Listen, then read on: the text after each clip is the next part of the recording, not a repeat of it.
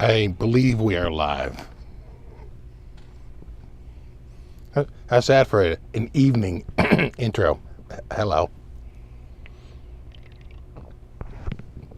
I discovered the Strymon reverb. That's just an amp with a Strymon. They can't call it Strymon because Strymon will sue them. So it's like Stry-verb, but it's a nice verb.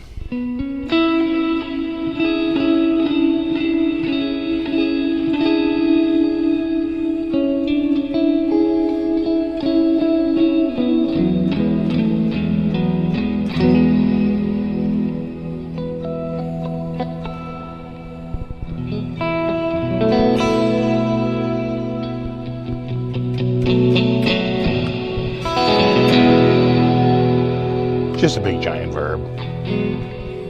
Anyway, how you doing? What's up, Gary?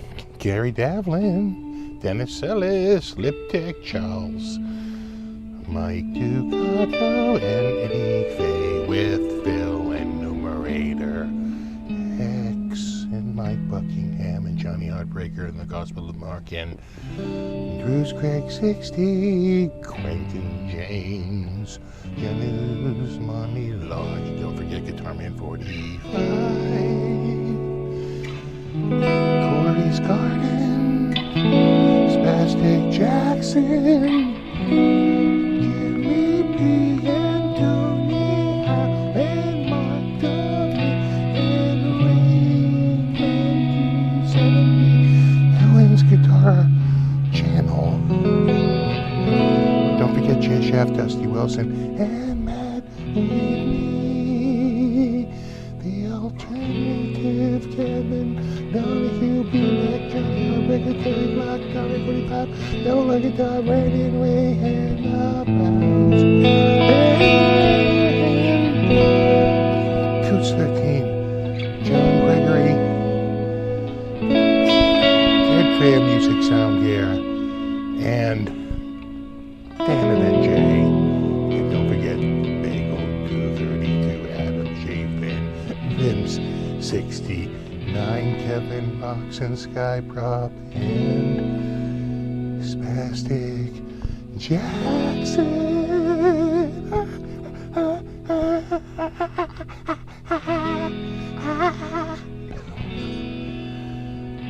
Almost. I'm calling it a hit. Did I miss my knees hurt?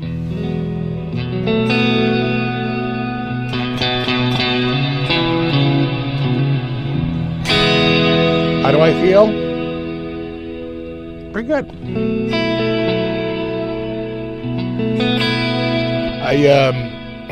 Last week, not so good. So, it was a week ago today that I was really sick. I got up in the another masterpiece. Thank you.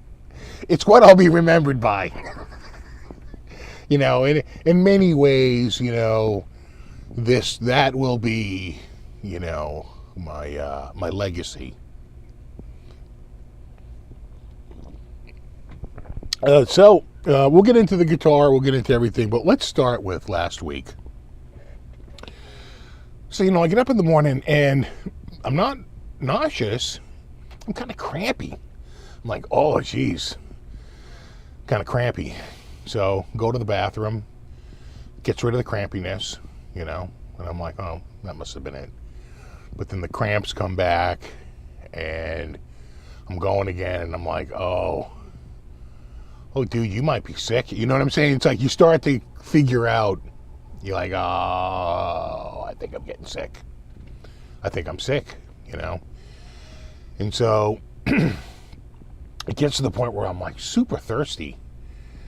And I try to put down just a little Dixie cup of water. And as soon as that went down, I had to pee instantly. And that looked like a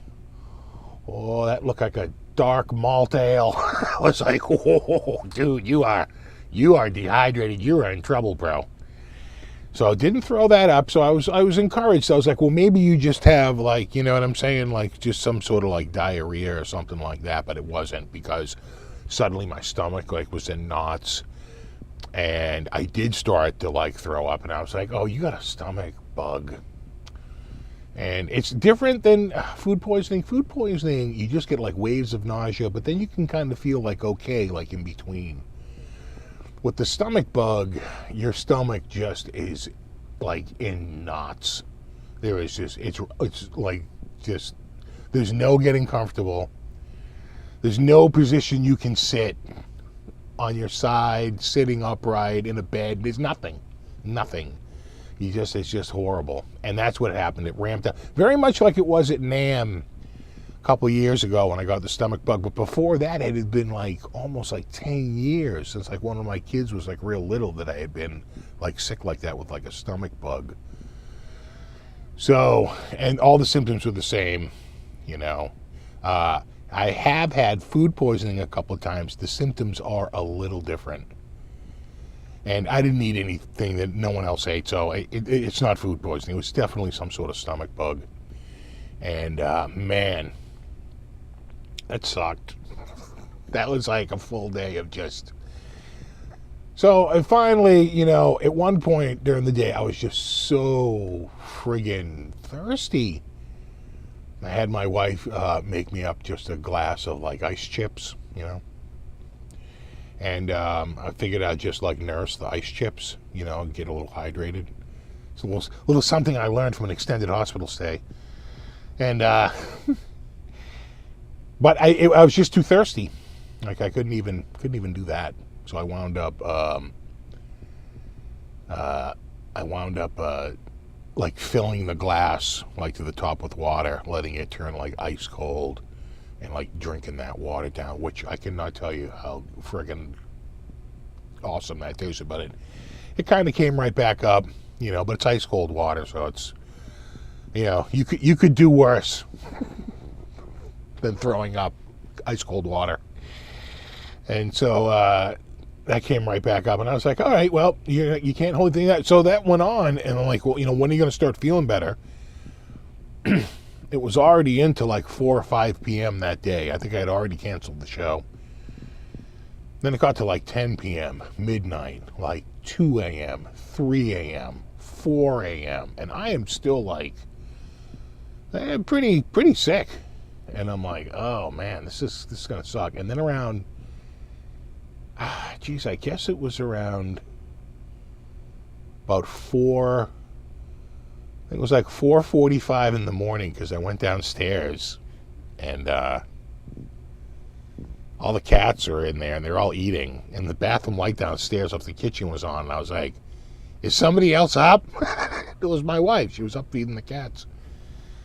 And so I said, you know, I gotta drink something. My stomach was so, my stomach was so empty. You get the you know, like the gasps for air, because what basically happens is your stomach acid gets up into your pipe and it gives you kind of the hiccups, right? You're like indigestion, you know. And so I said, I'm going nuclear. And I poured a half a glass of milk. I said, I'm going for it. I'll do it. Ice cold milk. And I can tell you, that coats and soothes. Let me tell you, that went down awesome. It did not come back up. I think I was pretty much over it. I was probably just suffering from a little dehydration. And then right after that, I got pretty sleepy and went up the stairs and went to bed and slept for about 4 hours. And then spent like really like the next 2 days recovering. I was pretty, you know, I was pretty weak. It was pretty bad. So, tell you, benefit by losing some unwanted pounds. 12 pounds in one day. That's the official count. 12 pounds. Which is, what's that, 4/5 a stone? You know, it's 12 logs and a branch. Yeah, like exactly, acid reflux.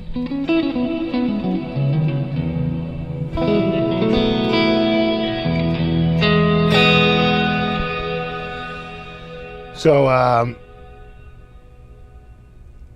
have a good one, Monty. Thanks for hanging out. So, cranberry juice. My wife always does the ginger ale. Some people like Sprite. I tend to just do like ice water because I sip it very slowly. And they say water's heavy and you shouldn't have water, but I don't know. I find anything else, I just can't stand water has no flavor, right? It's the flavor that makes me nauseous. So, and when I say like tiny bits, it's just to sort of rehydrate. I don't really want to drink anything and guzzle it down. But it all worked out. And then like by the next day, I was like literally that morning, I didn't throw that back up, and that all stayed down and kind of knocked me out because milk yeah, I was out. I think I fell asleep around 5:30 in the morning. And so I was finally out. And then it took me a little while to get back on track. I was definitely like a little knocked out the next couple of days without a doubt. And then, you get your strength back little by little.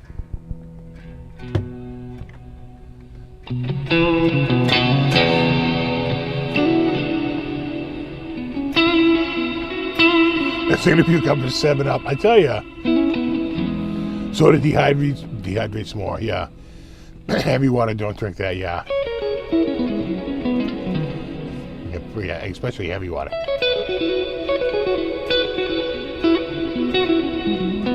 Colon prep is the worst.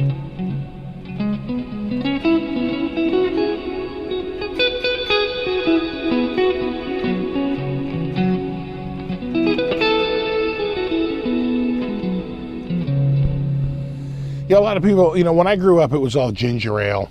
Okay, get ginger ale and saltines. But it's not going to help you. It's basically a virus working its way through your system, and you're basically going to be out until the cycle runs. And it's pretty quick. It's about a 12 to 24-hour cycle, You shouldn't be sick for more than about a day.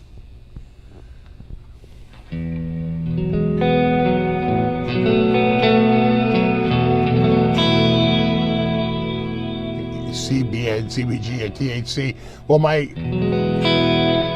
wife was like, I was like, I can't get to sleep, and she was like, just, take a hit, knock yourself out. And I was like, oh, that sounds so gross. No, ooh, God, ooh.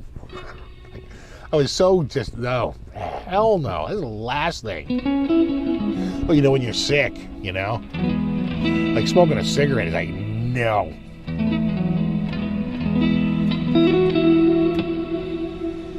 So feeling much better, and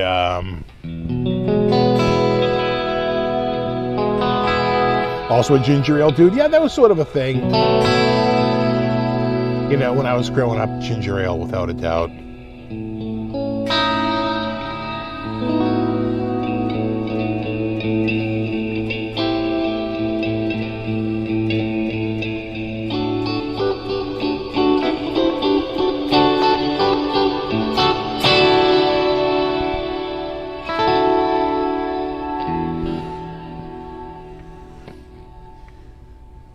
Which sim right now I'm using THU.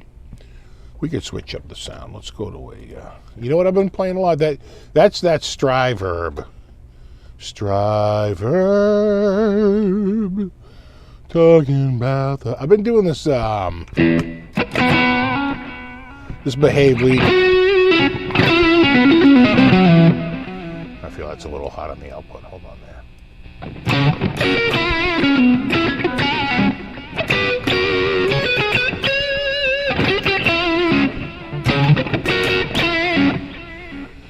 There's that, and what else? This contemporary blues too.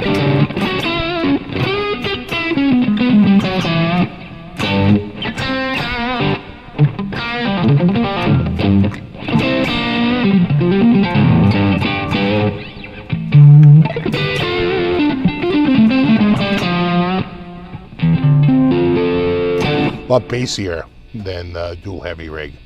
That's because that's basically a DV mark with a like a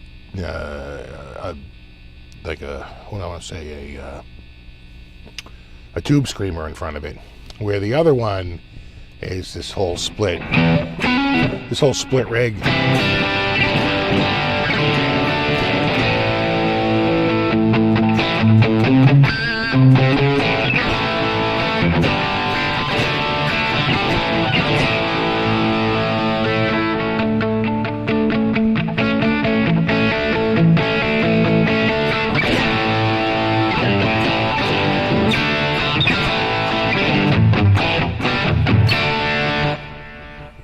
You know, I like that one. Kind of martially. You know.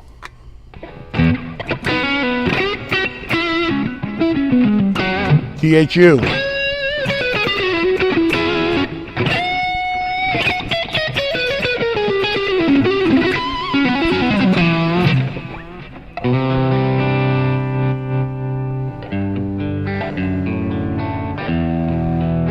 Cleans up good too.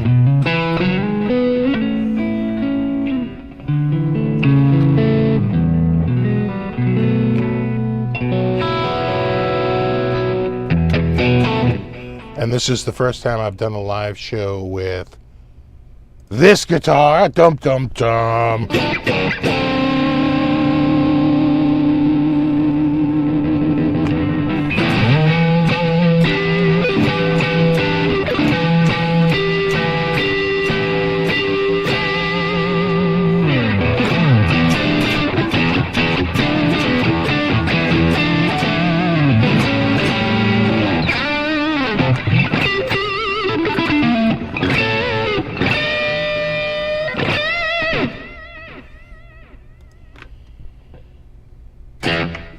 No, and scene.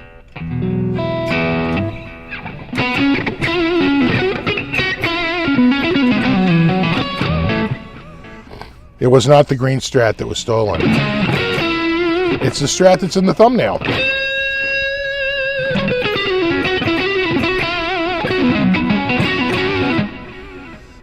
Yeah, this is I think it's only on the Eric Johnson.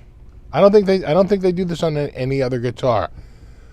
That's the Palomino, which is supposed to be like a golden brown, right? A Palomino horse, which is a golden brown horse. If you know, just look up Palomino horse or just Palomino. Because is Palomino horse redundant, right? Because Palomino, right? Like saying Mustang horse. Mustang is the name of the horse, right? Help me out. Where's my English majors? Quentin?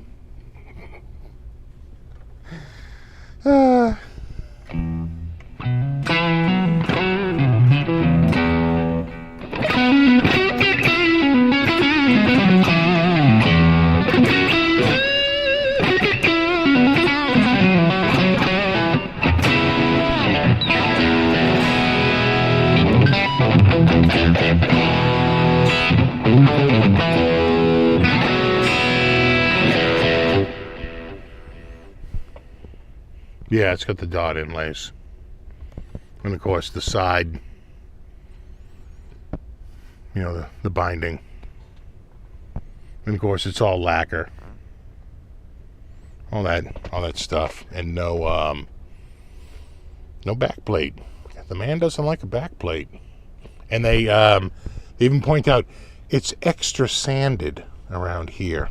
He doesn't like a hard volute, so they do extra sanding to make that extra soft landing.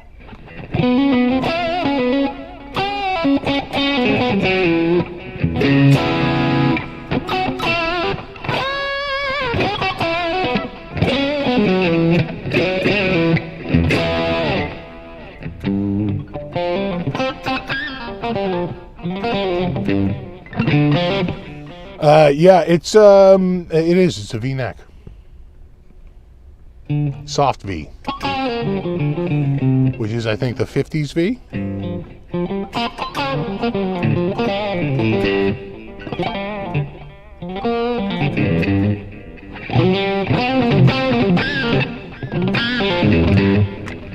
C. DeVille, underrated or overrated? I think it's best that we just don't rate CC. Okay? Let's just skip that.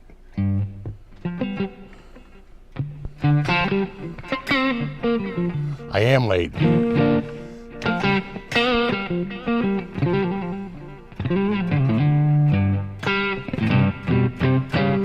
See, Marcote, that's the kind of answer I want. Palomino is more of a descriptive than anything else because it refers to color. It's not really a breed, right? So there can be different breeds of horse that are Palomino. Right. I guess it's like saying, like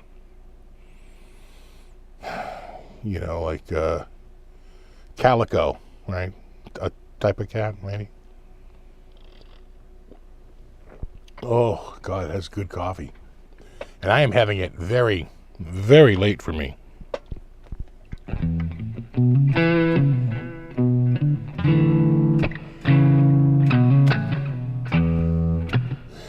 Same neck as the Clapton Strat. No, the Clapton Strat is the hard V, which is definitely a sharper back and probably a little bit thinner, maybe. I forget now if the hard V is deeper or shallower or the same.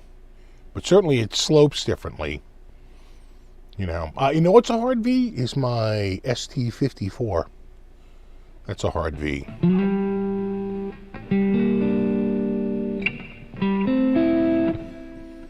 Is that Eric Johnson? Yes. Is it a quarter sawn neck? Yeah, and I was just thinking about that. There's a shocking lack of quarter sawn necks these days. Everybody's gone to half sawn. Right, if you buy like a Fender custom shop, they'll even say right in there that it's a rift sawn, right? Which is like, that's the most premium cut.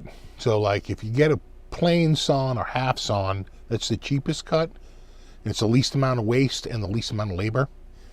But it doesn't look as good, and people claim there is a strength difference.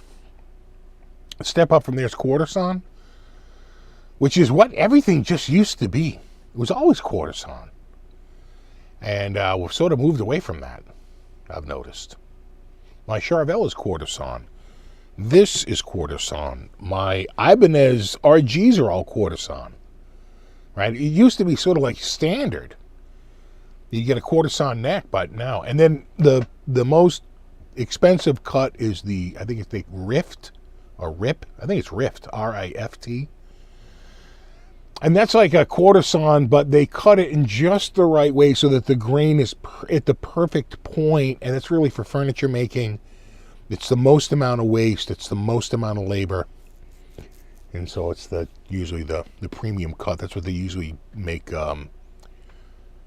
the custom shop necks from, Rift sawn. So, this is quarter sawn. And so is my Charvel. And of course, I think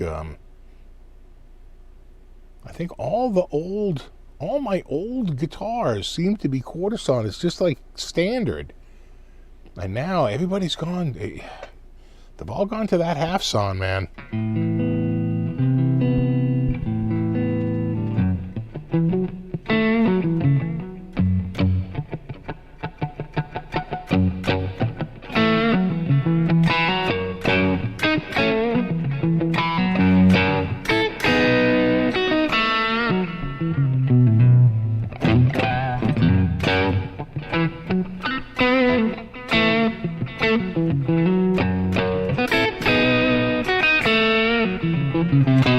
Yeah, flat sawn, that's the cheapest cut, right?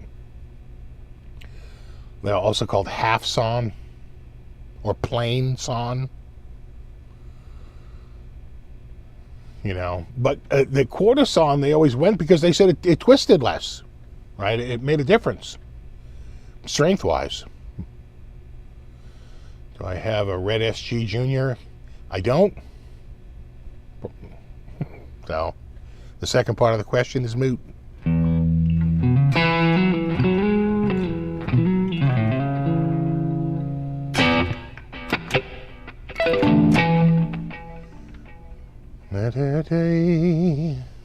I have not checked out Honey Picks, though I'll tell you, I'm getting Yeah, I might be getting an itch for maybe some more Hufschmidt.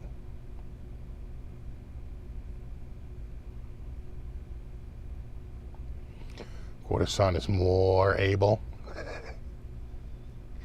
Quarterson is much stronger. That's the word on the street. Because of the grain, right? You're cutting the grain at just like the right. It's why they do it. They do it because there is an advantage. Or why not just do it? If there was no advantage, why do it? And I don't think the advantage is just cosmetic. I think once you get the riffs on, it takes the strength benefits of Quarterson and then adds a little bit more of the beauty aspects, right?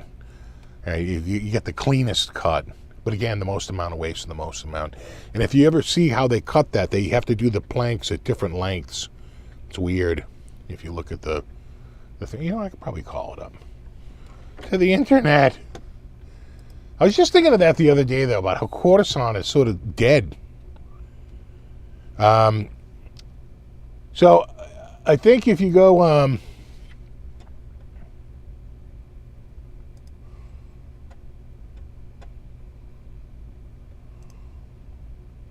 yeah.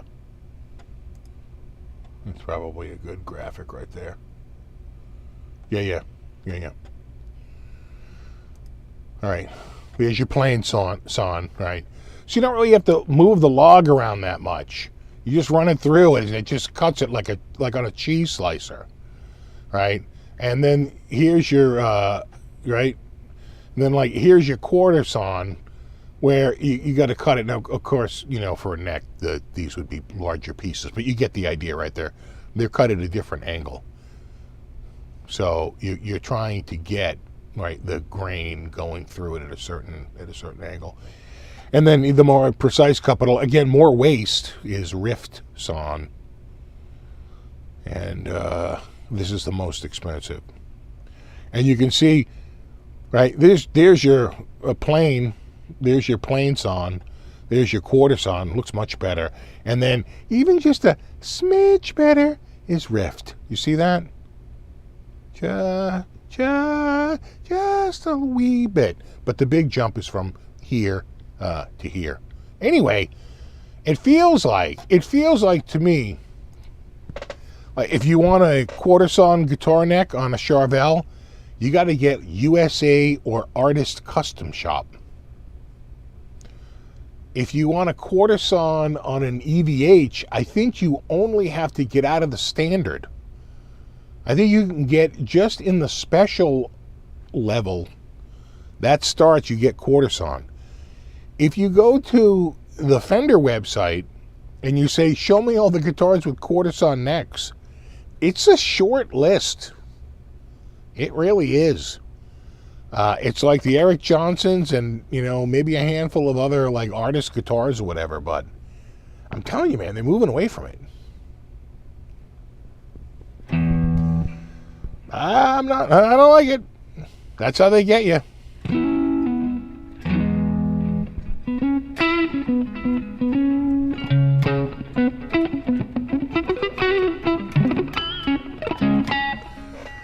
Yeah, so if you look up, like say you went to like Wildwood Guitars and you're looking at like a $5,600 Strat, they might even say right in there, rift sawn neck, right? In other words, bro, we're laying out the bucks on this neck.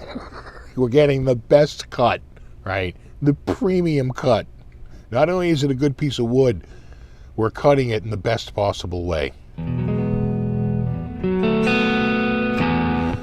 I am monitoring the sound through headset. And these may look like my normal headphones, but these are actually brand new. I finally got a replacement. Those other ones were just absolutely falling apart. But I have a very special need here. They have to be open back, and the wire has to come off the left side here instead of the right side. So I have all these rules, and I didn't even want double-sided coming down. I just wanted it on the left. And so I got these. So they make another pair. These are Sennheisers. They're pretty much the replacements for what I had. I think those are HD 558s, and these are HD 599s, 598S, 599S, something like that. Anyway, I got a replacement about a year and a half ago for them, and they were only like $79. When they showed up, they were garbage. I was like, oh, no wonder they were so cheap. These headphones suck. They were terrible. So those, I think I moved them up to the attic. Or I keep them as a spare in case I have people over, get an extra set of headphones. But those, the ones that I've been using for years, those HD 558s, I looked it up, 12 years. I got 12 years out of them. They were really just falling apart. These are the replacement. Now, new, these are $179, but they had an open box, guaranteed mint condition from Amazon warehouse for like $135. I said, send them over. They were like brand new. The only thing that they didn't have was the original box. They were like mint brand new. I was like, sweet. So, I'm doing the Sennheisers. We have a buddy cat. Who do we got? We got Cutie up there. He's right there.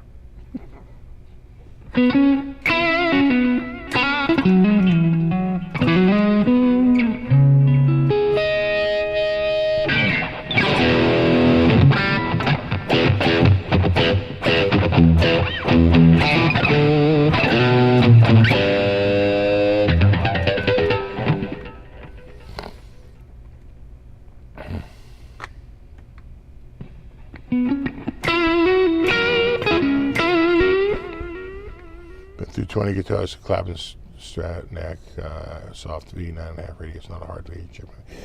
It depends on the Clapton. So we were a Fender dealer, and we used to carry that Clapton model. And trust me, the Claptons we used to carry, you could cut yourself on the back of that neck. That V was so hard. They might have softened it for newer runs, but Clapton, we was trying to recreate he had some guitar that was like a 54 or a 55 that had a real hard V-neck, I think.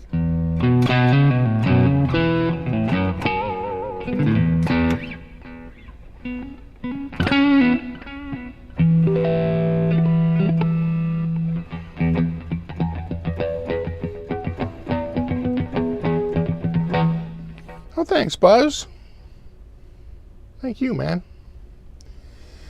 So, yeah, let's talk about the stolen guitar. So, some of you may remember the guitar. Let me see if I can call it a pick. To refresh everyone's memory, it was in the thumbnail. But, that was a while ago that you were looking at that thumbnail. Let me see if I can find a pic of it here. I think I have a pic in here very soon. Coming around somewhere. Anywhere? Yeah. Yeah, there it is. That's the guitar. You guys remember that guitar? Remember that? That's a 70s Strat. Right, classic 70s, made in Mexico. In Olympic white. Just kind of like an off-white, kind of yellow. You can tell by the pickguard. It's kind of an off-white. Big headstock. U-shaped neck. All maple. And, 3-bolt neck.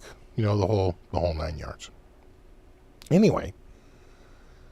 I've been selling some guitars. And, this was one on the chopping block. I threw it up on Reverb. And it sold pretty quickly. No guy in LA. Which, if you look up the address, it's a pretty shady area. But whatever.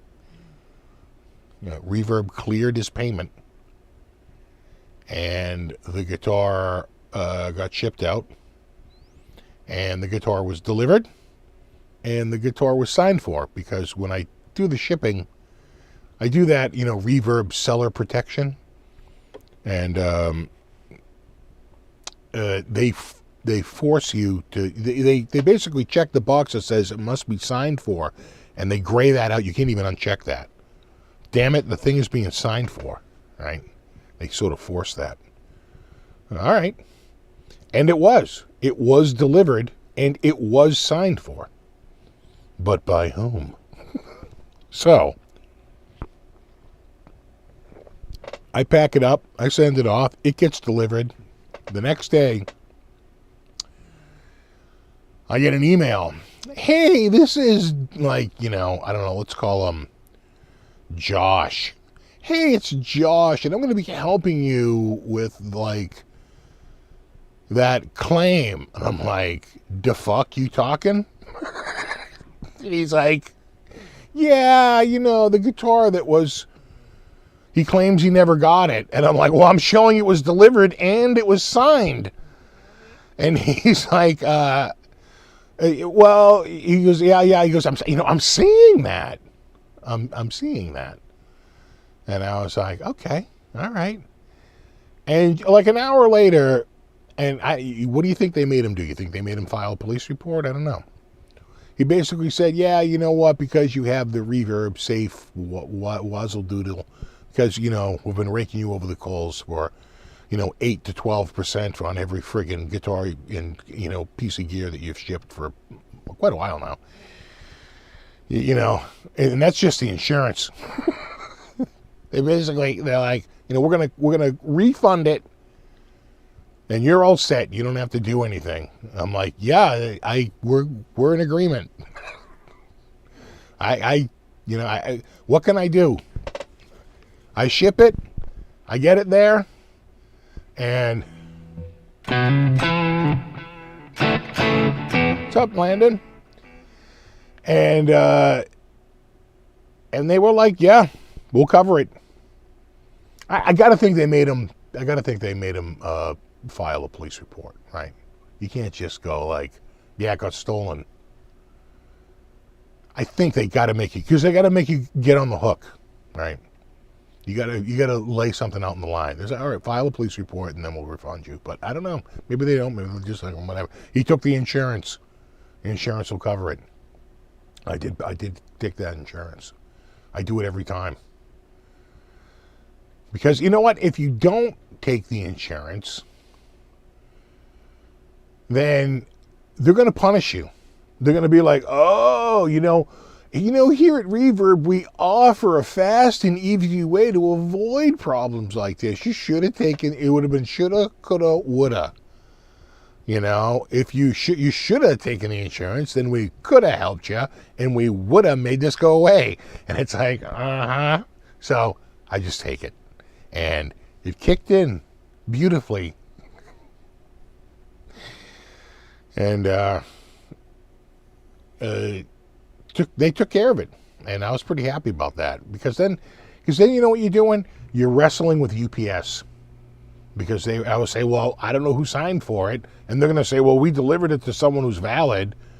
File a stolen police report. I said, well, once it leaves my hands, it's like, I'm done with it. And they're like, well, who, like, you know what I'm saying? Who's responsible for getting it to the buyer? It's, oh God, I could just see that all turning nutty. So I'm pretty happy about it. So the guitar was stolen. And I still got paid. The important thing is, I still got paid. So I shipped it through, I always ship directly through Reverb's internal system. I never stray from that. Because again, Reverb will punish you if you bring your own label. No. The only time you do that is if you're like Gibson and you're doing the Gibson showroom and you have a big shipping facility and you got that all down. But for me, to not use the Reverb shipping label, to not go through their internal system would be a colossal mistake.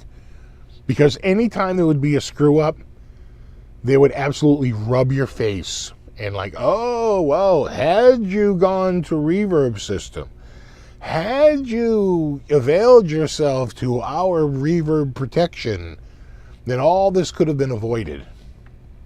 And I don't want to deal with that. I want to remind them that technically the insurance I bought in my state would fall under the umbrella of 176D, which courts have held to fall under 93A, including the business-to-business provision. So unless they wanted to risk triple damages plus all of my attorney's fees, perhaps we could settle this now. That usually works.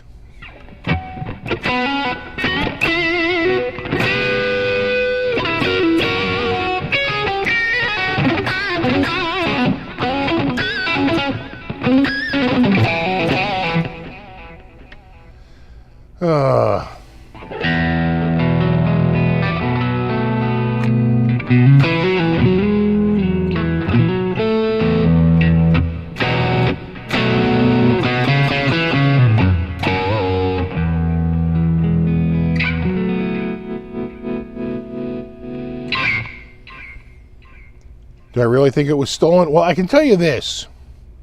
I went and looked the address up on Google Maps. It did not instill confidence.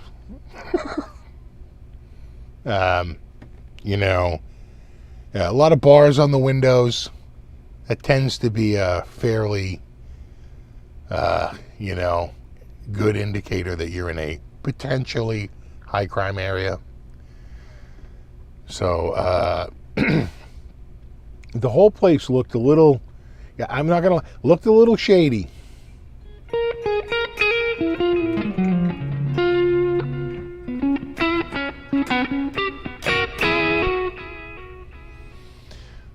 I always look the address up on Google Maps when I ship something. I tell you, I had a guy buy a Les Paul off me for like $2,000.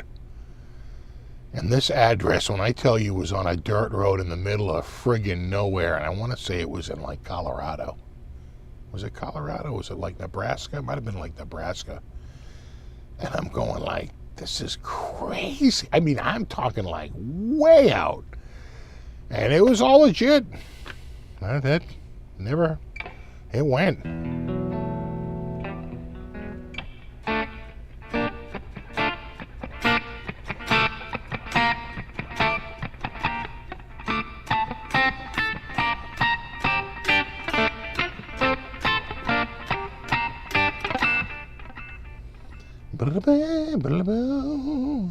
Should have shipped it with a glitter bomb, yeah.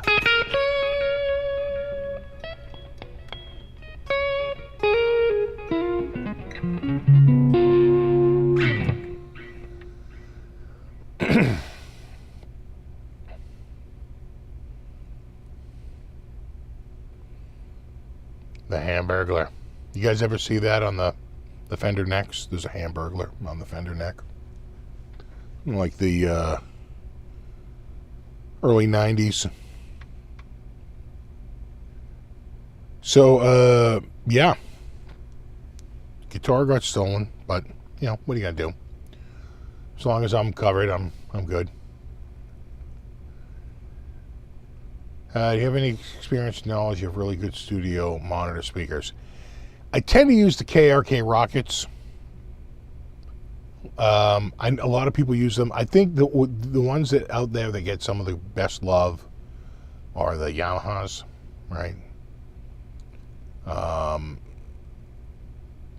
Those white coned ones. The Rockets are, the KRKs are yellow coned. I'm sure you've seen them out there. They're very popular. I think Tascam, maybe even Gibson owns the brand now. Anyway, I think, you know, dollar for dollar, that friggin' 2.1 system at Costco is as good as any of those speakers. That thing, those things sound incredible, and they're like $90. Not really studio reference, but they are near field. They're Harbin Kardon, and they're THX certified.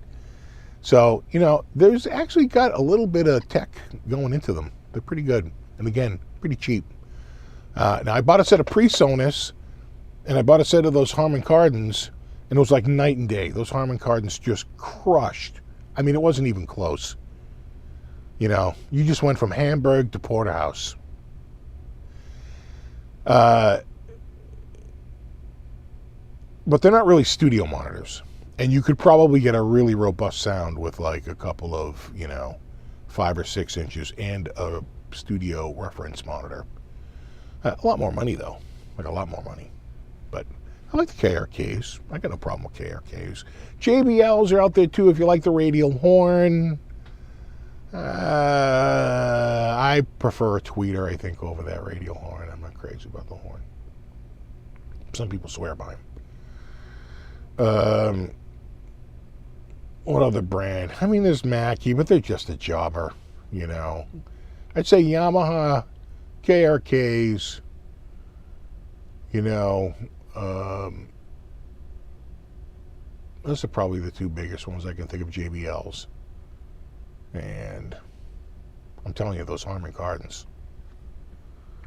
What size KRK? Well, I get the 5s. I think they sound pretty good. A lot of people wouldn't do anything less than like an 8. I almost think like a pair of 5s or 6s and the 12-inch sub is like the better, you know, combo. But, right, or else you're going to be way over-based. I don't think that the 8 inches work with the 10 or 12-inch sub. I think you're better off to do like the 5s or 6s, right? Because then you have like a tweeter, a mid-range, and a friggin' bass, right? It's a wider, you know, range between the speakers.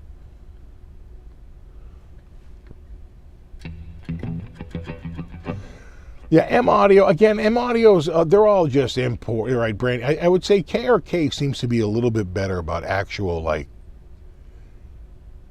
right, they actually seem to do a little bit of tech work themselves. And they've been around for such a long time. You know, M Audio just struck me as like just a you know, a branding, right? They're selecting a speaker off a list. Yeah, you like the you like the JBLs? Well, a lot of people love those JBLs, man. Yeah, JBL, those, and you know, if you just look, what is Ola England using? Yamahas. What's Robert Baker using? Yamahas. What did Fluff use for the longest time? Yamahas. Right? Until someone's paying them to stick what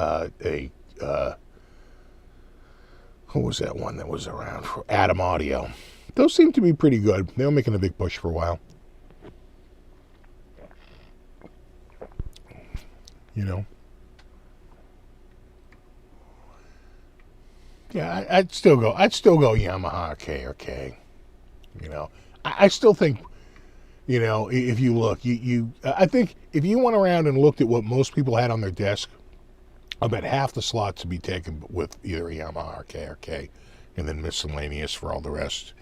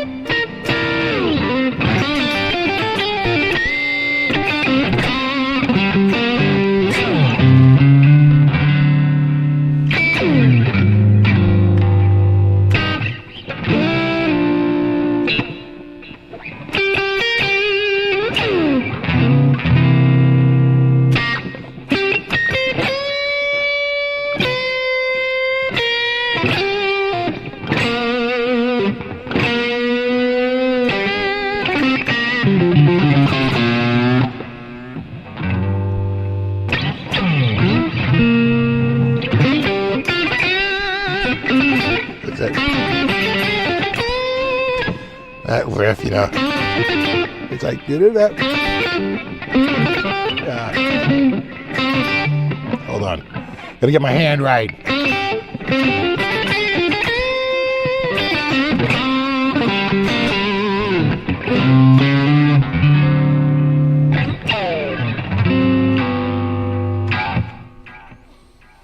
Is it this? His passing, I feel like, was around this time. Was it today or yesterday? 30 years ago? 31 years ago?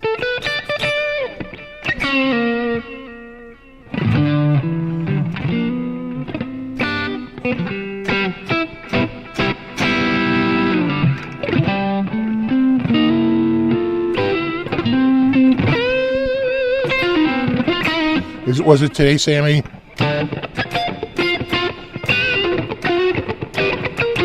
32 years ago?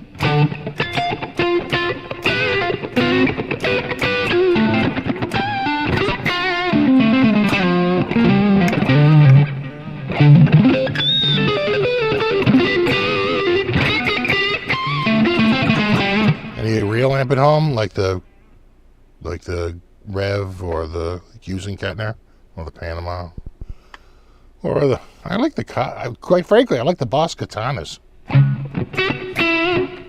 But I rarely play through amps, only when I have company over. 99% of the time I play through headphones.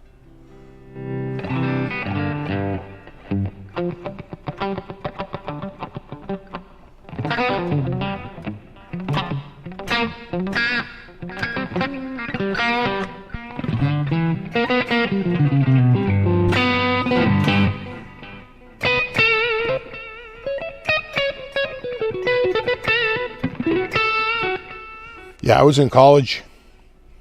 I remember we were, worked at the newspaper. I remember going there, and I was on my way to go over, and I heard it on the radio. And I was like, oh my, I was really sad. I was like, wow, I could not believe it. And I just remember being at the school and being like bummed out like the whole day. Like, wow, it's just stunning. And what sucks is he had come through town a few times. In fact, he had just recently come through with Jeff Beck, right? I was like, oh, I'll catch him next time. And there was no next time, you know.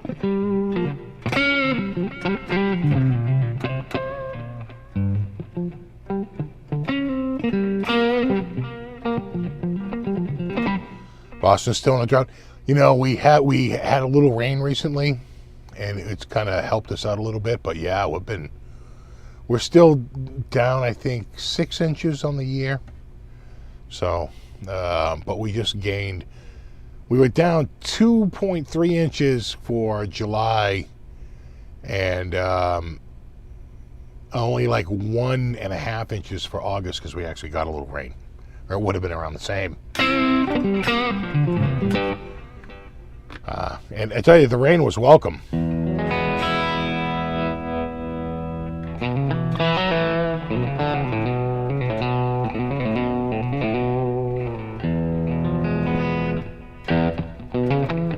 Exactly what my wife and I said when we were in Vermont. We just got him out. Yeah, we'll catch him next time. Well, a buddy of mine, like, you know, had tickets to see him from like front row at the Orpheum. And he took his like girlfriend. And I was like, dude, bros before hoes, what are you doing? He's like, yeah, well, do you grow a rack like hers? I'm like, I'm working on it. But no, he took her, and I'm sure that was a great show. Literally front row.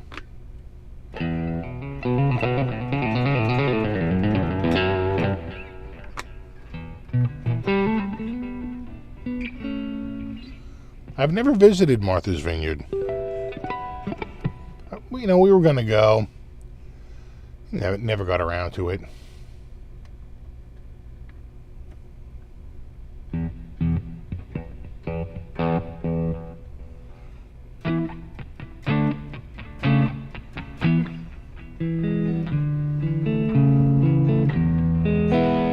Atlantic has been very quiet this season, but we haven't hit the peak yet. I think the peak is September 9th, you know.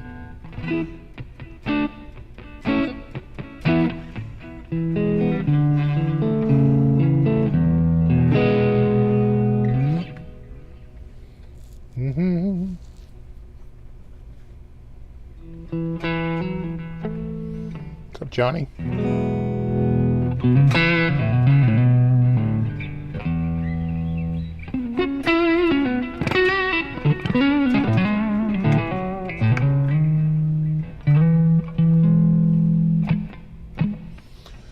Have you seen the new Crema Beretta colors? You know, I was just looking at that. I might It's funny you mention that because I actually had the Kramer site up here. Beretta. All collections. Oh.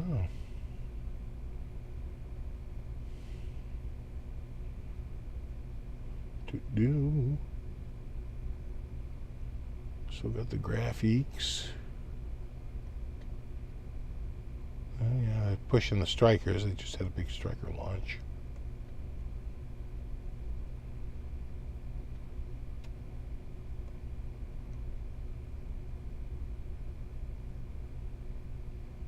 Pewter gray. Ebony. Right now?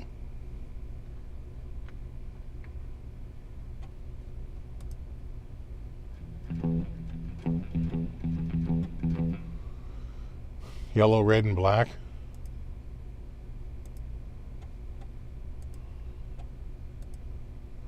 You say, what are they? Are they specials?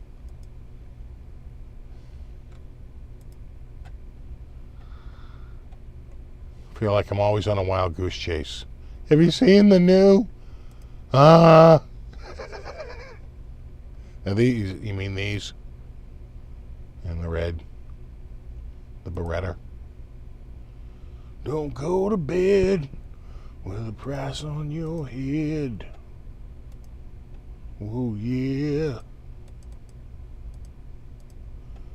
Beretta.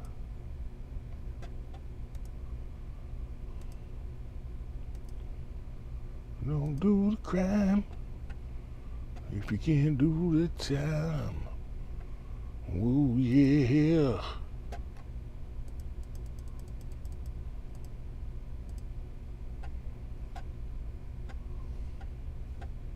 This one, Bumblebee Yellow, one of the new colors. I think Fender has a new yellow guitar. An ebony fretboard.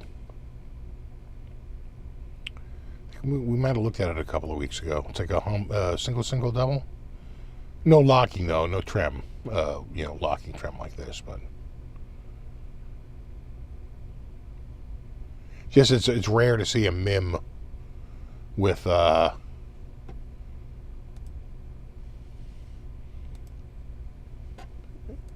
ebony fretboard. It's a rather rare bird.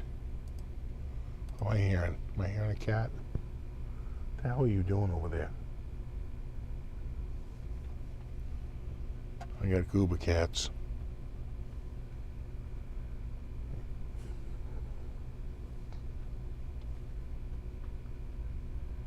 You okay there, kid?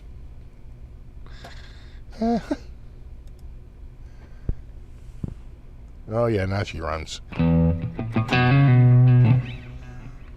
Yep. Beretta.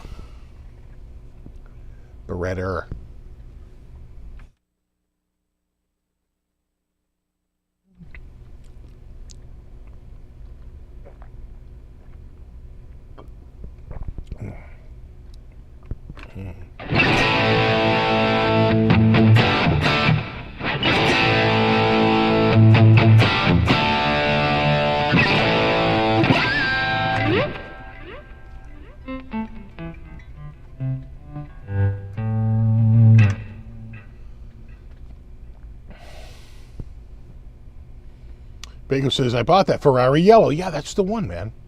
HSS, ebony fretboard. Put the locking tuners on it and the EVH Wolfgang in the bridge. Okay, yeah, there you go. Yeah. It's a good looking guitar. Again, they don't, first of all, just ebony on Fender until the whole sights thing, and they started to do ebony stock on like the Elites. For the longest time, Fender didn't really do ebony. Pretty select rare models, the Ultra in the early 90s. Then they did a few custom runs in the, like 2016 or 2017, 2018. But then when the whole sights thing happened, they're like, oh, we're going to ebony on the Elites, or the Deluxe at the time. I think they called it Elite.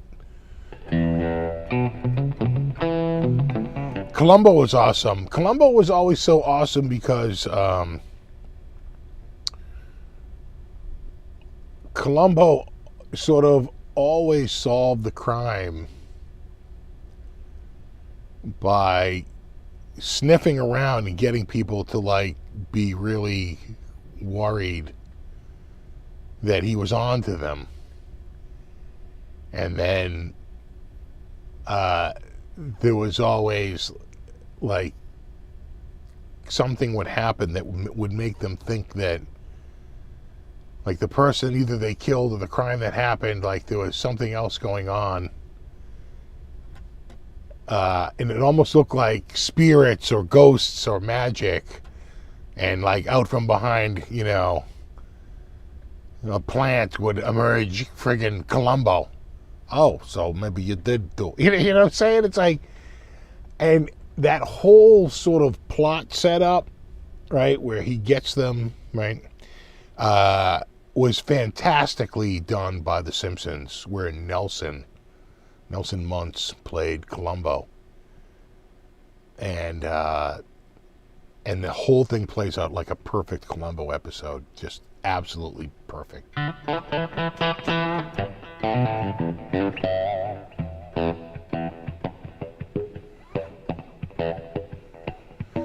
Exactly. Hit Telltale Heart them. Exactly. The Telltale Heart. Exactly.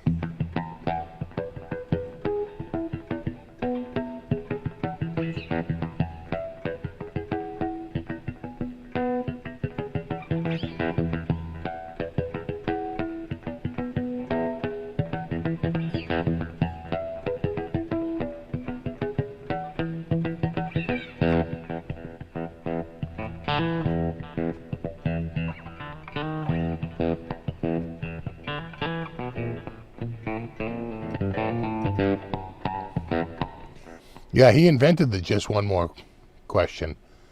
He'd walk away, oh, you know what? Just one more question. The dagger. Columbo. Yep, Kojak. Cannon. Mannix. The Streets of San Francisco. Barnaby Jones. Should I go on?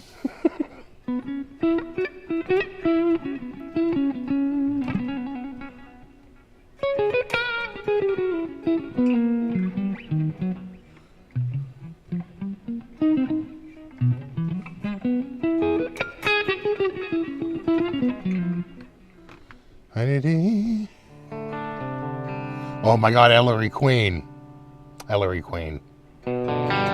Rockford Files. Ironsides, yeah.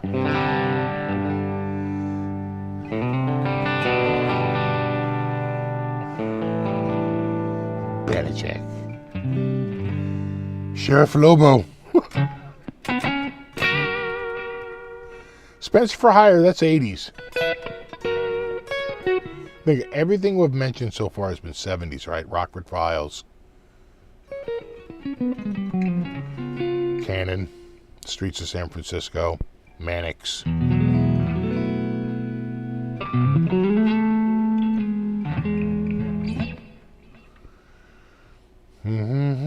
Emergency. Of course, Kojak. Mod Squad. The Mod Squad. God, I meant SWAT. God, SWAT. SWAT was so huge. Hawaii Five-0. That was a huge one in the 70s. Miami Vice is more 80s. Adam 12. That's sort of a leftover of the 60s.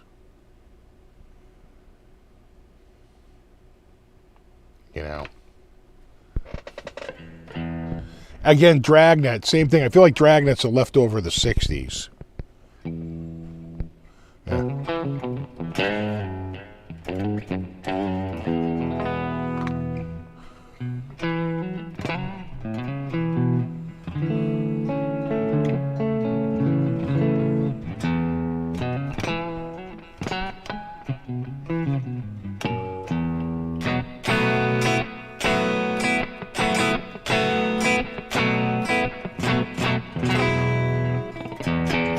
Yeah, Charlie's Angels. Who was the smoking chick from that? towards the end, right? They kept mixing them up. Kelly Preston.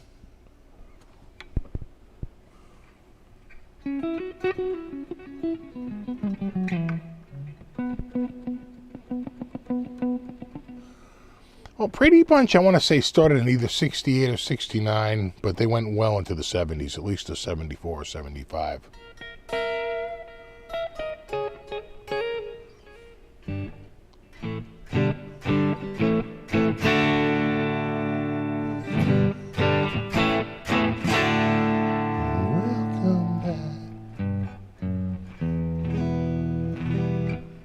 Your dreams are you, take it out.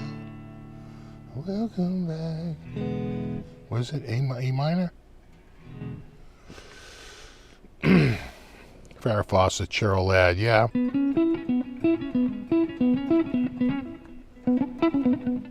Jacqueline Smith, yeah.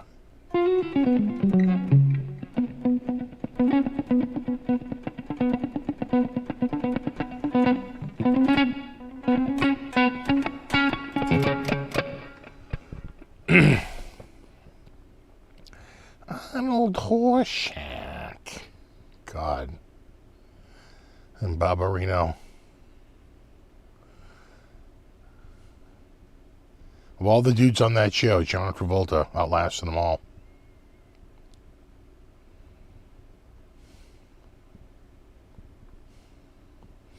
The Partridge Family, such a great story because David Cassidy had signed a deal for like $1,000 a week or something like that. It was some like ridiculously low money. He was going on the weekends and doing doubles, right? 4 shows a weekend, right? 2 shows a day, a matinee show and an evening show. At like Madison Square Garden, right? That size venue. He was pulling in like $500,000 a weekend. Right? Like crazy money. And the network was like, well, that's the deal you signed, right? It was like something was like $500 a week or some ridiculously low amount. And he got a new legal team that looked at it and they realized he was 17 when he signed it, not 18. And it was only when they had the studio over a barrel. And they went to it was in a documentary, they had the studio guys, well, you know, they had us, what could we do? And he did. And he had to re-sign for a much bigger amount. Because he had signed, if a contract is signed by a minor, it's voidable at the minor's option. That's why people don't want to sign into contracts with minors. So that was it. There was nothing they could do. Their lawyers exercised the right to void the contract, and they had to come up with a new one. Surprised their old lawyer, his prior legal group, didn't figure that out, but they hadn't. Took a new set of lawyers.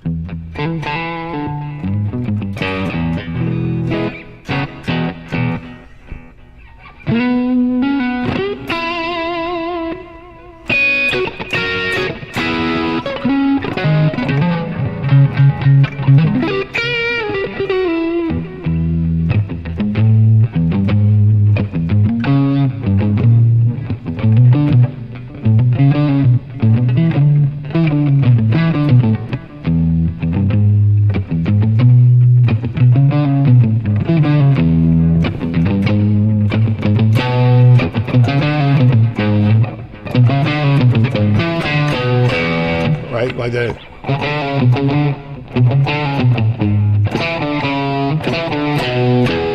That's what I hear.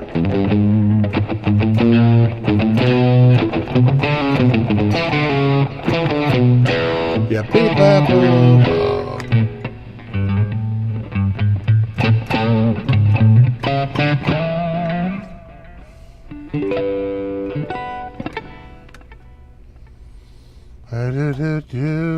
probably don't need to have this pinned there any longer.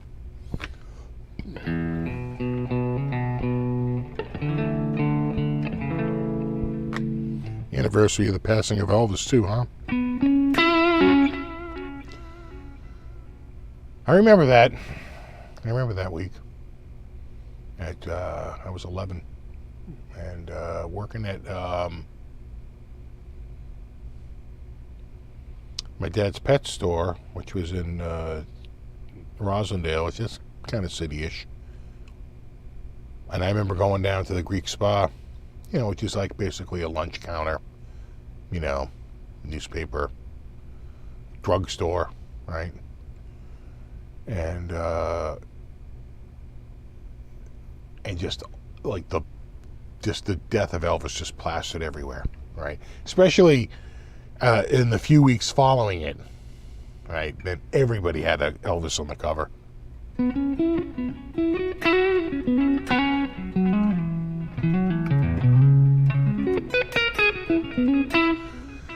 Did I ever see Elvis live? No, he died when I was 11. But I don't even really remember him on TV. That dude was fairly elusive, He didn't want to give away anything for free. It's like if you wanted to see Elvis, you had to pay and go to see him at some show. So Elvis didn't really do interviews. He wasn't really out there. I mean, you'd see Sammy Davis Jr., you'd see all these other people out there, right? Singers and whatever. Frank Sinatra would be, you know what I'm saying? They'd be out there, but you really wouldn't see Elvis. Rather reclusive.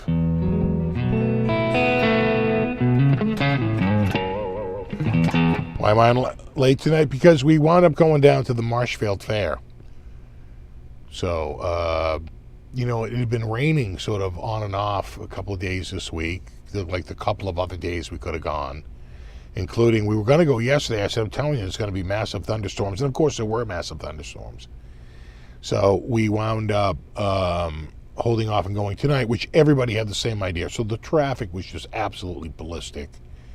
And we finally got in there. And, my wife really likes the Demolition Derby, but it was so packed. Even though we got there like an hour before it, we still couldn't really get a seat.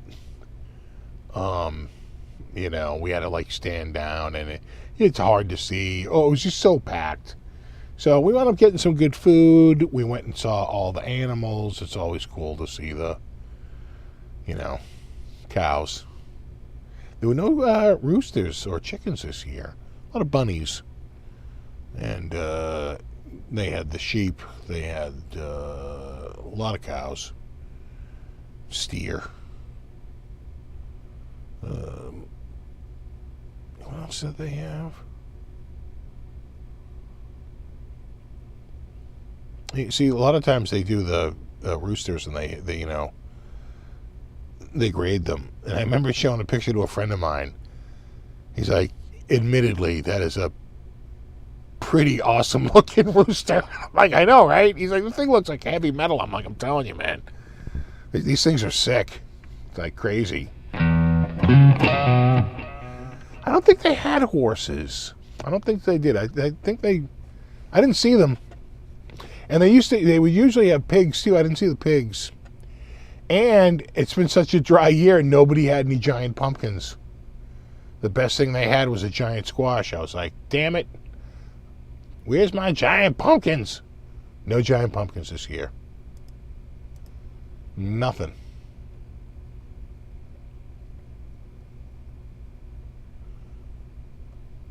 Let me see if I can... Yeah. So, here I am enjoying myself. That is a smile. Look at me. All right, what else do I got?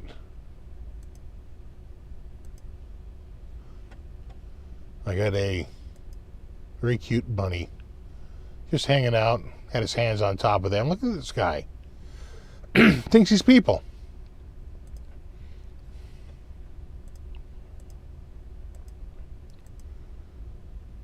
And, hold on. And that one too.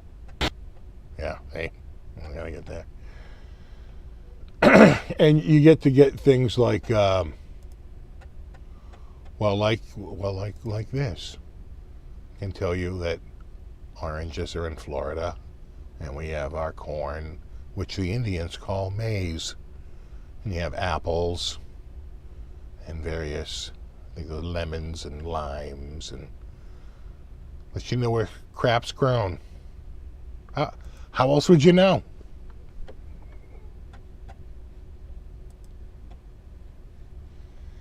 And then when the Derby was going on, here I am enjoying a slice of plate with a piece of fried dough, and I'm getting photobombed by my daughter back there.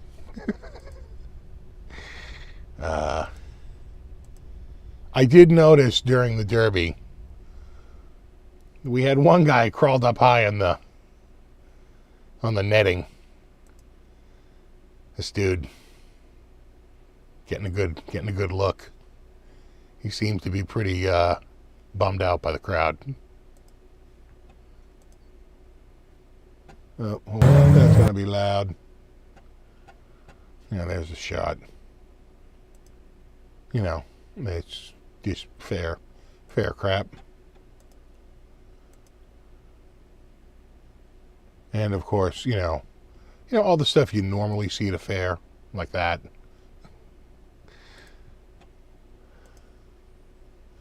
And then here we are leaving. And sunset. And that was it. That was my fair. Because we had planned to go, and then we couldn't go because of rain. And I said, we'll just go tonight. I'll move my show later.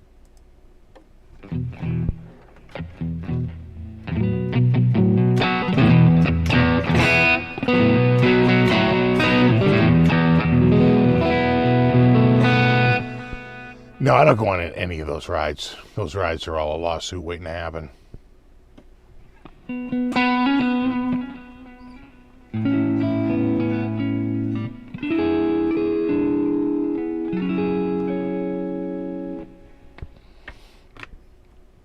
What's up, Ken? I did not run into Steven Tyler. We did one year, though. We did run into him one year. And I've seen Glenn Ordway. He's a local sports dude. Seen him there a couple of times. And you know who else will go there if he's in town is Steve Carell. He's from the area. Yeah, the old IBS. Yeah, it's pretty good. The Big O. Carnies that just wrote he's just dropped out. Oh my God. It's you got your Carney folk.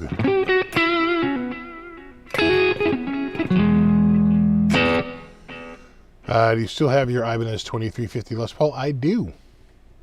I doubt I will sell that. You know, it was a nice project, but I have been getting rid of guitars. Been on a bit of a selling spree. But that's okay.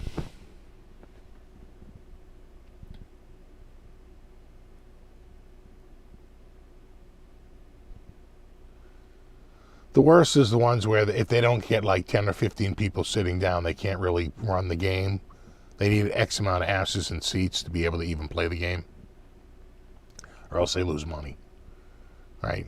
They need a bunch of people on every game. Let's get a few more people sitting here. Come on. You're like,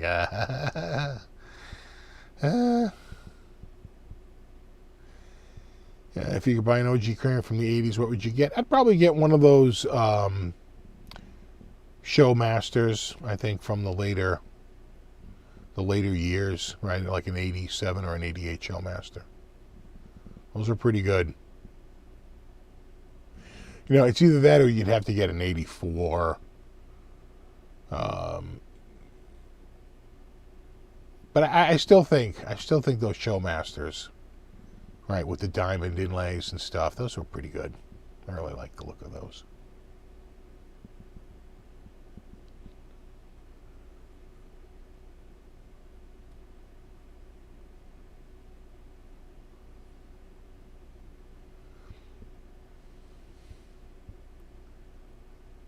Yeah, Carnies are the best, making sure those rides are safe.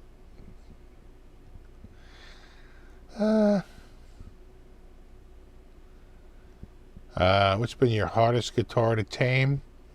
That green Strat took a lot of adjusting. So did actually the EVH when I first got it. That took a lot of adjusting, but I finally got them going. It helps to have measuring instruments because then you find it right. It's like the difference between having a compass and not having a compass. You're walking in circles all the time without a compass. So having some of the things to say, like, forget what you're feeling here, just adjust it to this and use the gauge to set the radius. And that makes a huge difference. That really does.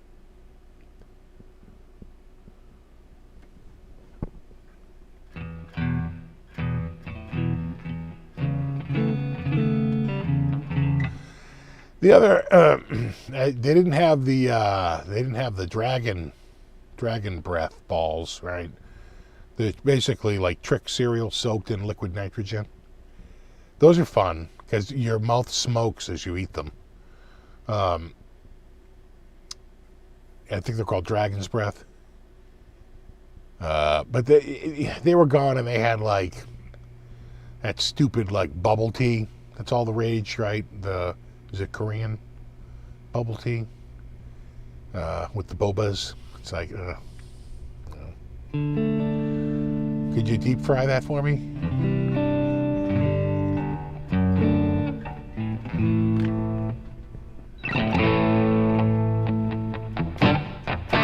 Yeah. This is the Eric Johnson. So yeah, they got the binding, like the 65, and the big dot inlay, which that's the same as the Select Strat has that, and my blue 65RI by MIJ 65RI also has the binding and the big dot inlays.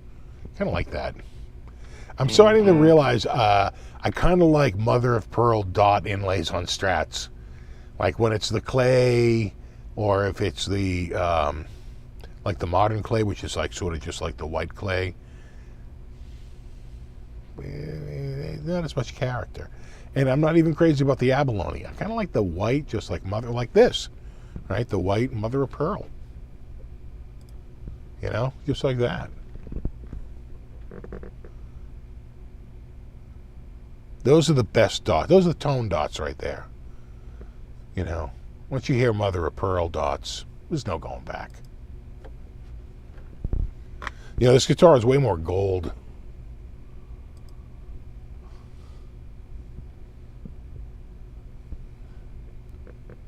I think when you look at it in person, it kind of does look more gold than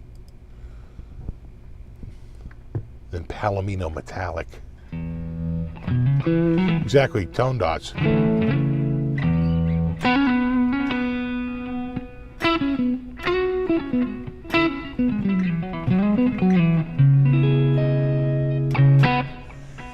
So I actually did get another pickguard for it. I was thinking about changing it to like a vintage look, right?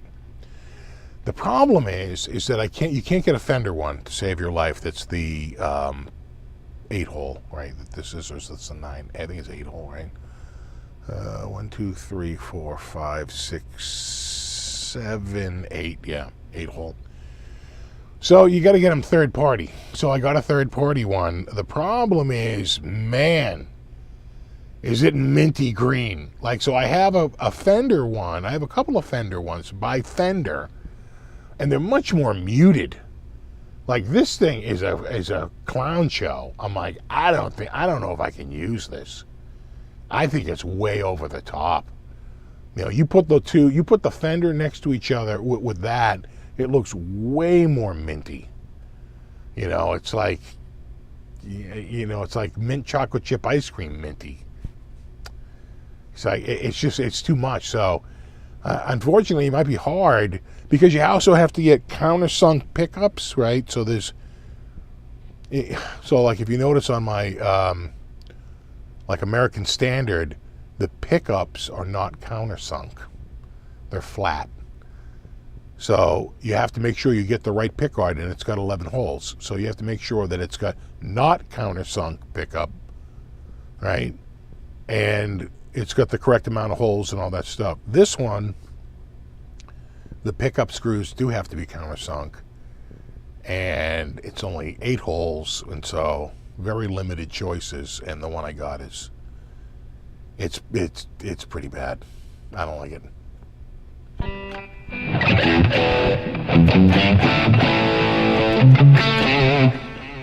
With a rift sawn neck, these are quarter sawn, which you probably can't see it, but there's always, yeah, it's probably too bright. There's always a spot, right, where you can see, is it right there at the top? Right, you can see like where the grain, and these are always a little flamey. They don't come specced with a flame neck, but the flamier ones seem to make it over to the Eric Johnsons. You know, someone else said that like a tortoise shell might look good. And so a lot of people are saying black, just go black, you know, because then you don't have to worry about the color, right? You would hope. Which is always an idea, but I don't know, I just feel like black would, I feel like it might be too dark, I don't know.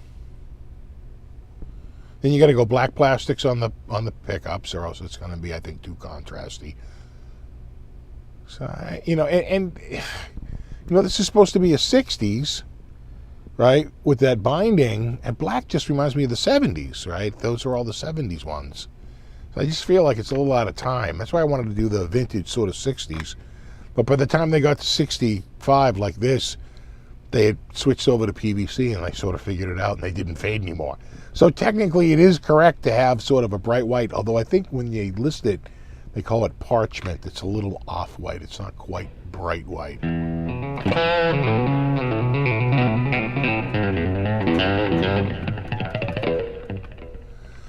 Better off to leave it the way it is, yeah.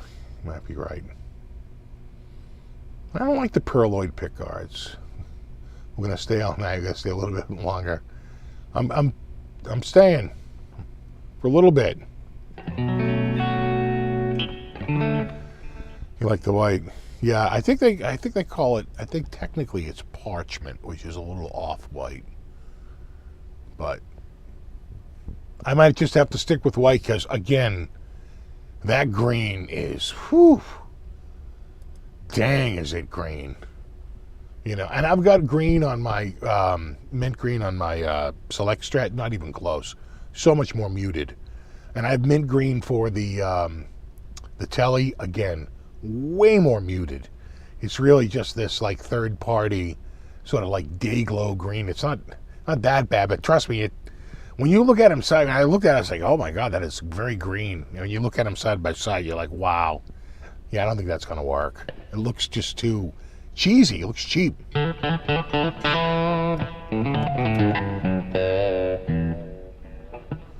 Like a gold, like an anodized? Yeah, maybe.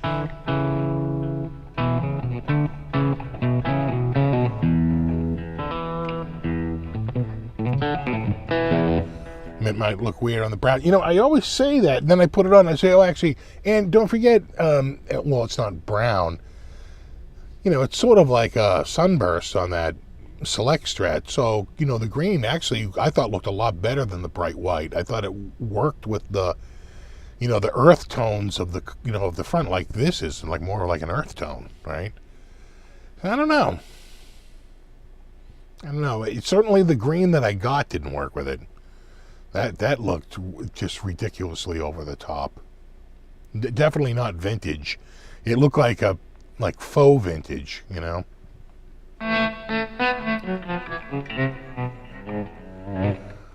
Tortoise, yeah, I keep hearing tortoise. I do hear that. That tortoise would work well, yeah. And kind of would match, like, you know, there's a lot of tortoise shell going on in the 60s. So you would feel like it would, you know, kind of be, you know, error correct. You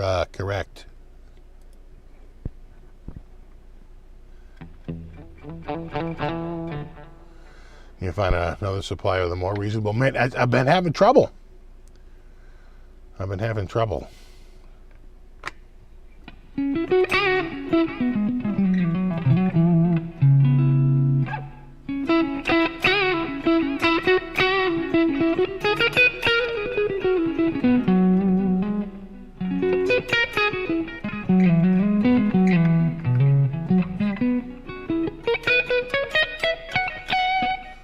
seeing a lot of votes for tortoise. Some people for the like a gold anodized. Sure.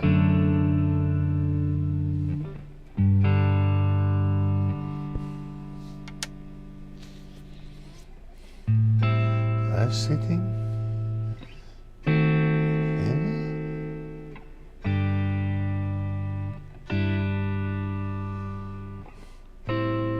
puking and shitting.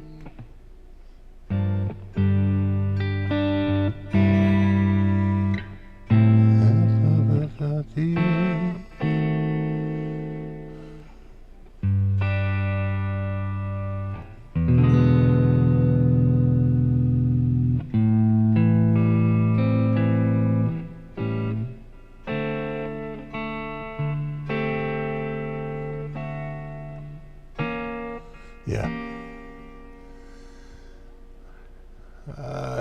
G, is he?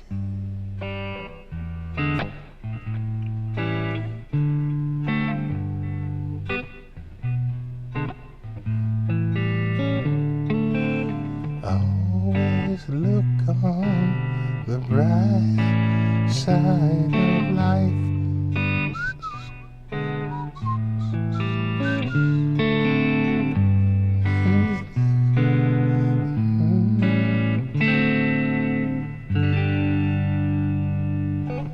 Right, G. It's probably really E major, E minor 7 to like A minor 7 to D dominant 7, right? Because it would still be dominant on the 5 chord. But I feel like it sounds more whimsy with the dominant 7s.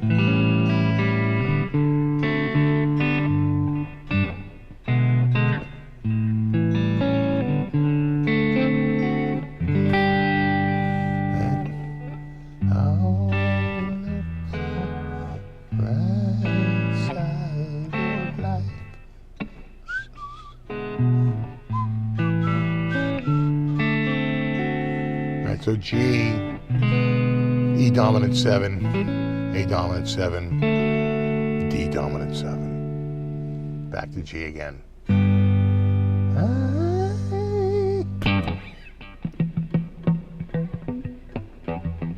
Greasy Groove. Okay, they make great pickguards in all styles, colors, graphics. Okay. There is a whole thing. There's a whole thing about, you know, the like getting them to look aged and all that stuff. But some of those, like $400 pickguards, it's like, that dominant 7 is called secondary dominant. Yeah. Right. Turn that what should be a 6 chord should really be to like A minor 7, and then the D dominant.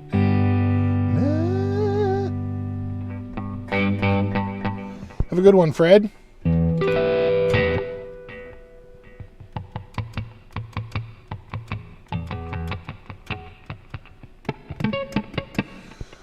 Why is there a string tree on that guitar? Well, whoever owned it before felt it to be necessary, apparently. But it does have the staggered tuners. But whoever owned it didn't feel like the staggered tuners were enough and added the string tree. Yeah.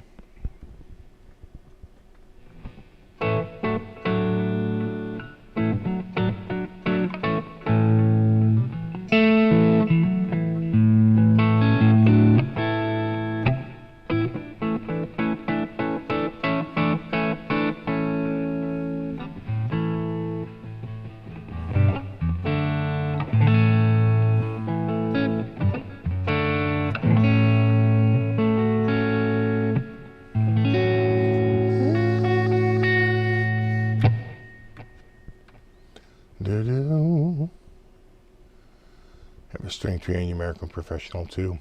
Yeah, the spec for this is no string trees, and these are staggered tuners. But clearly, someone didn't agree with that. Maybe they were getting a sympathetic resonance.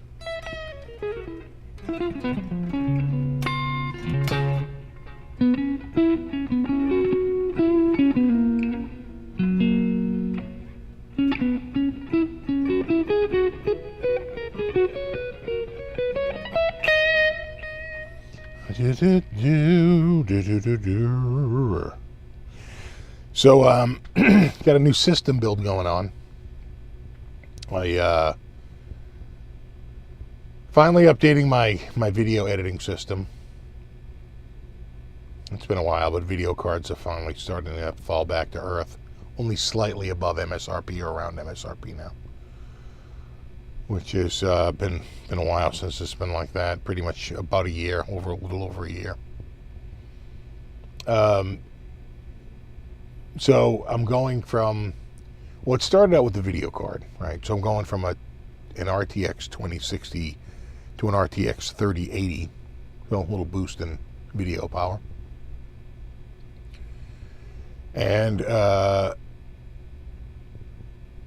problem with that is that the RTX 30 series is a PCI 4.0. Now, my motherboard can do PCI 4.0, but only if you have a Ryzen 5 series, and I have like a Ryzen 2700X, so it only supports 3.0. If I put a Ryzen 5 series in, then it unlocks PCI 4.0 on the motherboard.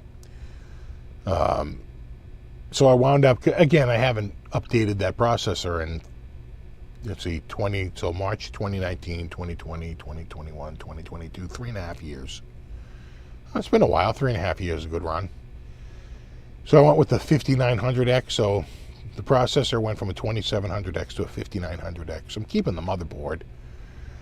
And then, you know, I had put in, it's got 4 memory slots, and I had put 2 16 gig chips in it for a total 32 gigs of RAM. So I had 2 open slots, and the RAM, which I think I bought at 114 for the pair, had shot up to like 250 for the pair, back down to 179. They were down to 104. I said, okay, it's even cheaper than when I first bought them. So I got the extra RAM. So the RAM's going from 32 gigs to 64 gigs. The processor's going from a 2700X to a 3900X. I mean, a 5900X. And the video card is going from an RTX 2060 to an RTX 3080. I'm figuring that's it. That's a nice little boost. That's a nice little, you know. And I don't even have to reinstall anything because I'm already running an AMD platform on the same Mobo. So it should just boot and be ready to go without having to do a complete, you know, OS reinstall, which I was trying to avoid. If I was going to do a complete OS install, I'll just buy a 12700K. Right? It's got better performance numbers, and it's around the same money. So why not just do that? But no, keeping the Mobo, adding the RAM, upgrading the card. So my son had a GTX 1050 Ti. GTX 1050 Ti. And I gave him my RTX 2060. So he's enjoying a nice performance boost. That's 2 to 3. That new card, my new card is 2 to 3 times faster than the old one. And his new card is 2 to 3 times faster than his old one. That's a nice little bump. Nice little spec bump. Did I get a deal on the 3080? $699. Which is MSRP, right? Has the MSRP dropped since $699 on a 3080? A GeForce 3080 with DDR6X.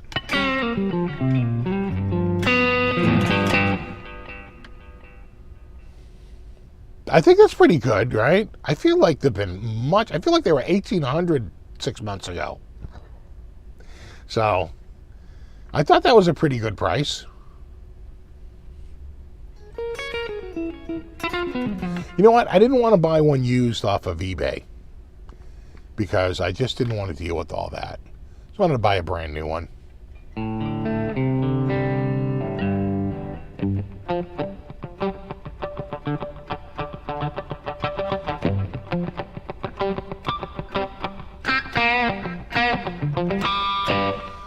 Some of the 3080 Ti was $1,800 at Best Buy. Yeah, I didn't get the Ti. I just got the 3080. I think the difference is slightly higher clock speed and a larger. I think I got 10 gigs instead of 12 gigs. So the Ti is spec'd a little higher, but still, I'll take my $699 all day. And I didn't even have to pay it all at once. Amazon lets you pay interest-free over 6 payments.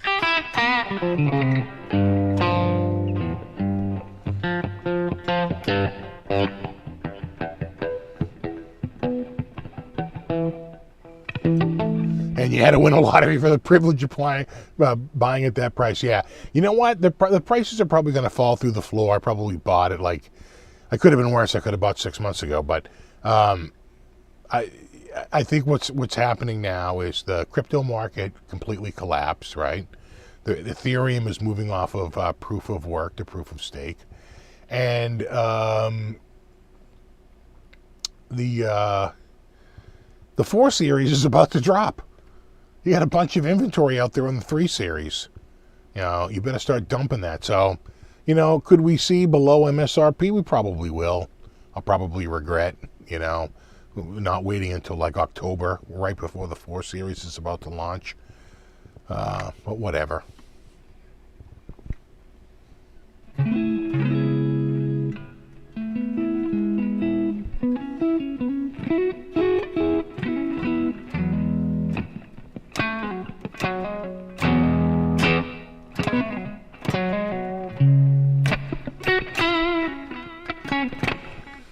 The video cards are going to come down more, though. They probably are. They're probably in free fall right now, but,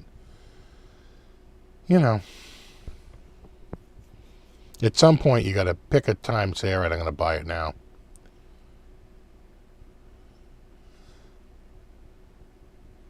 Yeah, I have a 3080. That's the new one, 3080. I got to build the whole system tomorrow.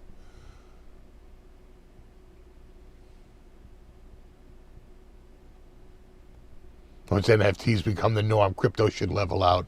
How's my Bored Ape crypto doing? How's my Bored Ape NFT doing? $30. Jeez, I'm down 380,000 on that. Exactly, Ripley. There's always something. Give it a month, there'll be something new. Yeah, I'm gonna build it tomorrow. I want to do it when it's daylight out and get all the windows open and, have a good, I'll do it in the attic on the big table up there. I'll put it together. Oh, I also went liquid cooling. My first liquid, I got an AIO, of course, Cooler Master AIO. And it was like $70 for a big giant radiator. Full-on closed liquid cooling system, so we'll get that going. Probably put the RAM in first, attach the cooler second, put the new video card in, and then hold on to your butts. I got a Gold Plus 750 watt power supply. I should be good to go.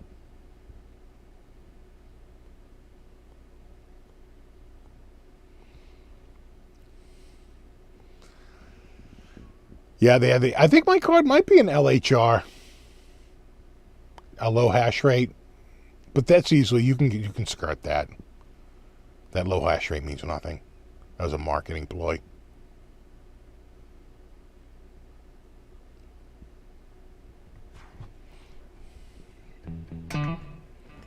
Where's my? Hold on. I've been digging this Striverb.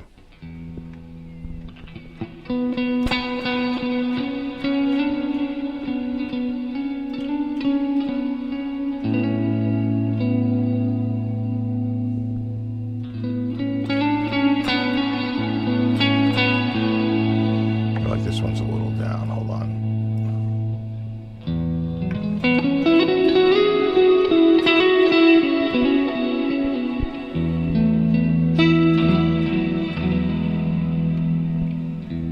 Gonna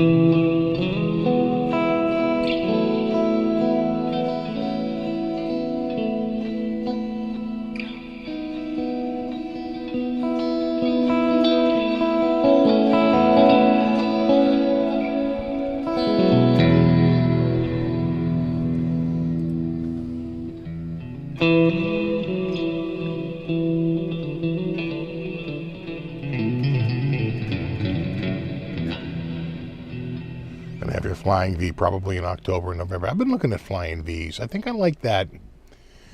They're a little tricky to find on the used market, but the 70s one with the binding, I think I like the look of the binding, the dot inlay. You know, it's kind of a thing. Yes, Striverb.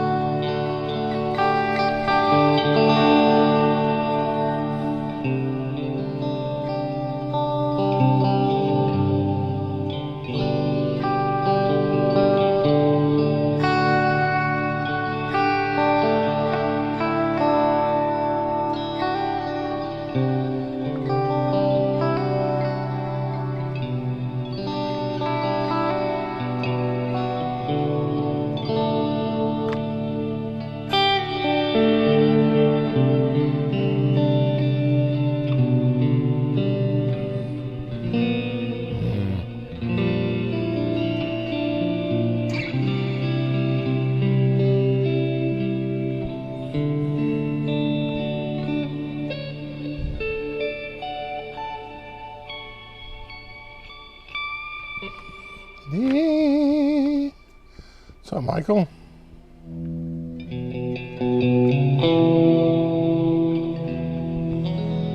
"12-hour shifts on Saturday, boss. I don't like the sound of that." 12 hours.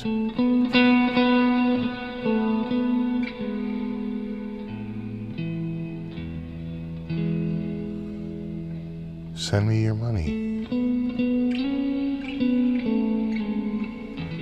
You want to make a large cash donation right now.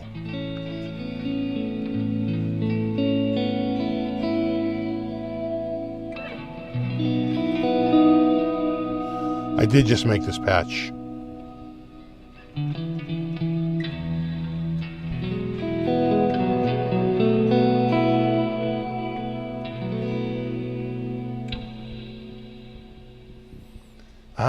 Let me tell you what the amp is. What is the amp?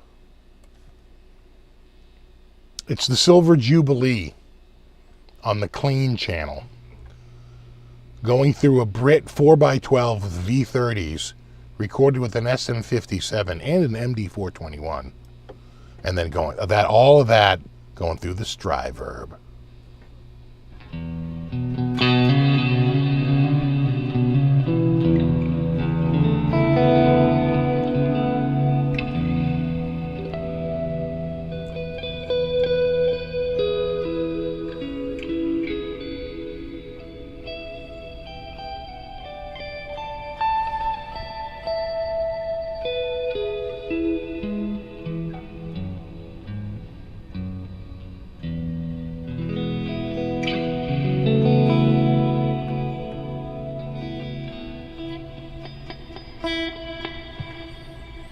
Can't get a harmonic there. Tony says, "I bought a bunch of rigs during the last sale." Yeah. 12-hour shifts mean more days off. Okay. Those scammers who post on YouTube comments are really aggressive. Yeah, I agree. Just know this. You didn't win shit, and I am never sending you anything. That is my personal pledge to you. So, just know, if someone looks like me, whatever, saying you won stuff, you can know right now, no you didn't. No. Nothing. Also, I'm not on WhatsApp or Telegram. That's a big clue too.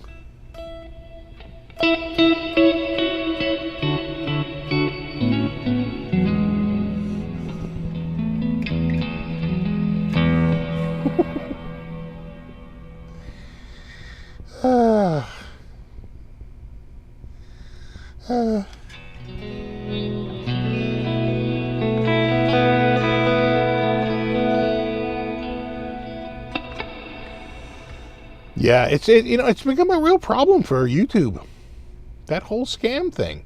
It's like my buddy, like Robert Baker, it's like he goes to like give a guitar away and he is just absolutely flooded. Like anything with giveaway in the name, they just flood that immediately. Oh, you're the winner. Reach out to me on WhatsApp or Telegram, It's really been a bit of a scourge, I'd say, in the last 6 months. Well, maybe they'll figure it out.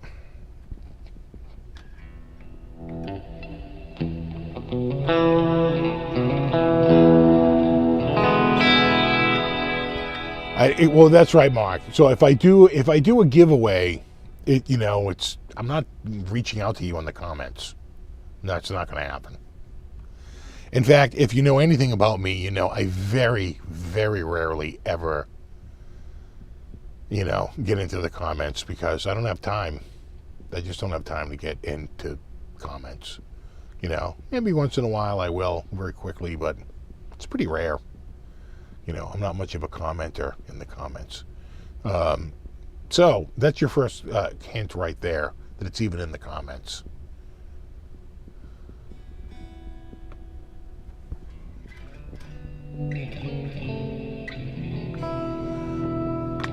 Where's your Amazon gift card? Well, we have to release it, but you have to send me Amazon gift cards first, and then I can release it.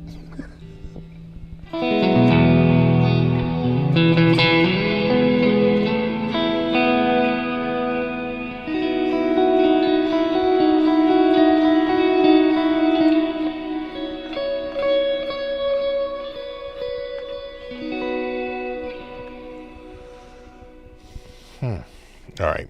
You know what I've been digging this week? Let's see if I can find it here. I probably have to. Well, let me go over there. Send money because I'm probably going to get demonetized.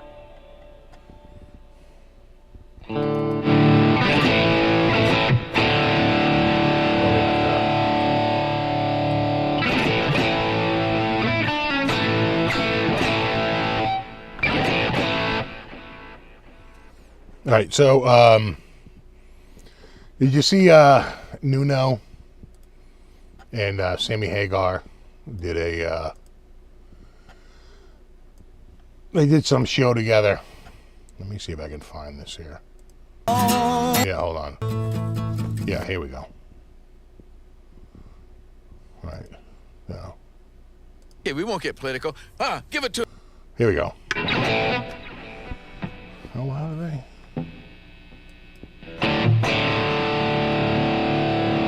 Sounds about right. Bring that down.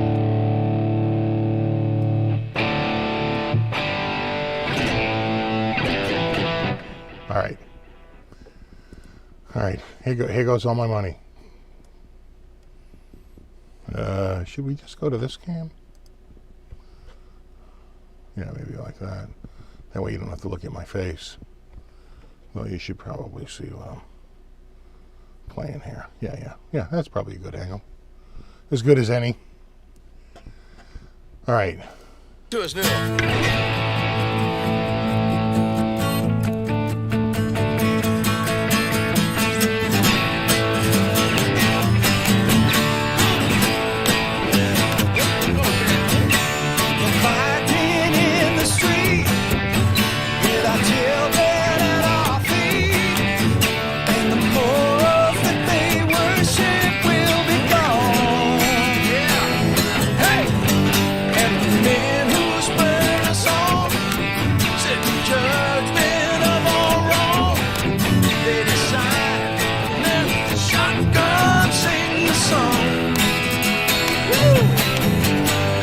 tip my hat to the new Constitution. Take a bow for the new revolution.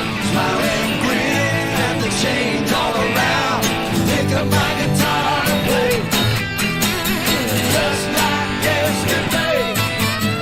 And I get on my knees and pray. Hey, don't get fooled again. Don't get fooled. The change it had to come. We knew it all along. We were liberated from the fold. That's all. Well, the world just looks the same, and history ain't changed. 'Cause the banners, they are flown in the next war. And I tip my hat to the new Constitution. Pick a bow for the new revolution. I ain't grin at the change all around. Pick up my guitar and play, just like yesterday. And I get on my knees and pray. We don't get fooled again. Don't get fooled again.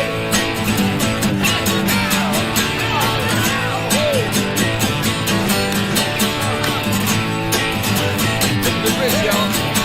I move myself and feel my family smile. If we have it to the end of the line, I get all my favors and smile at the sky. Though I know that the hypnotized never lie.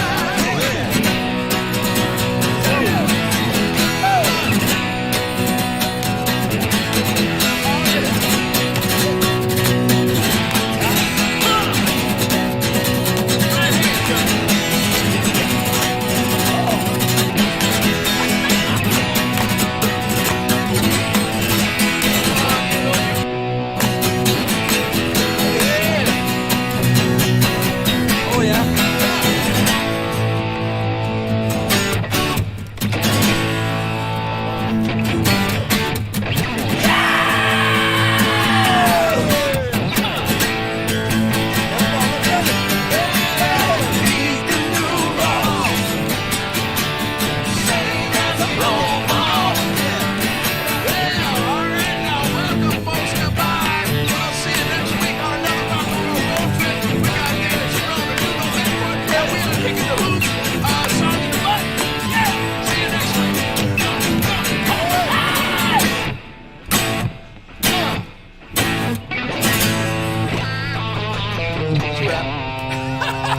Good night, Sean. Thank you, gentlemen. Thank you. Thank you. Thank you. Thank you. Sammy, Thank the you. best. Wow. See you next week. Did you hear that?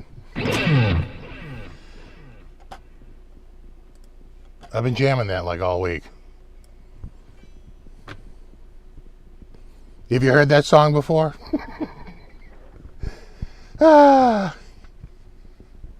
So that was Sammy's live show last week. That was Nuno Betancourt, Gary Sharon, and Sammy Hagar.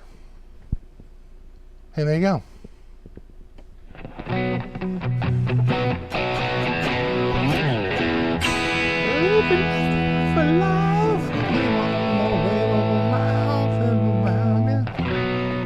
People always like, can you even play a whole song, dude? I'm working on it. Maybe someday. You even listen to yourself sometimes. Yeah, I thought Gary Sharon sounded really good on that.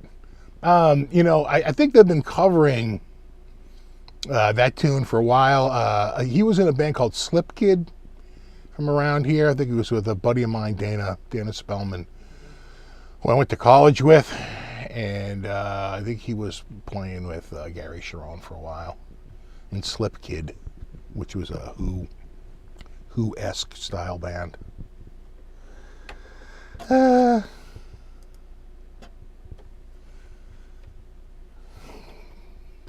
Anyway, So there's you know, just a little something to leave you with. Yeah, I thought it was a good. Yeah, exactly. No, I probably just got completely demonetized. It's my new game, demonetized. All right, dudes. Well, it is 12:57 a.m. I'm gonna wrap this up in the next minute or two. I'm gonna wrap it. But check that out. That's Sammy, the old Sammy.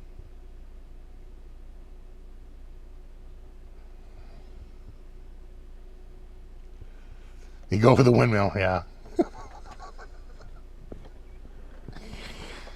So you just try and do something. Probably should have broken out the SG for it, huh?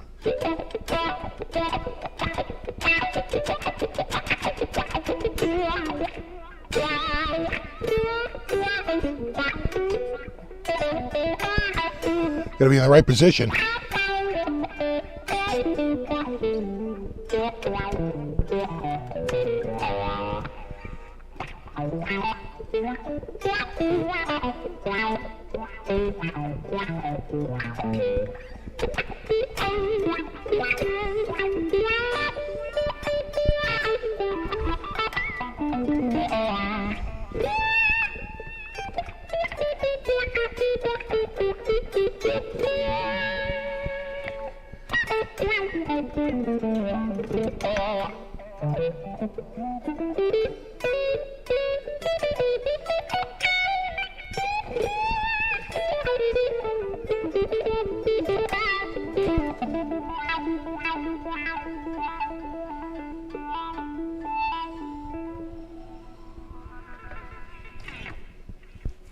Fun with Wawas. Hand cut, and that's a wrap.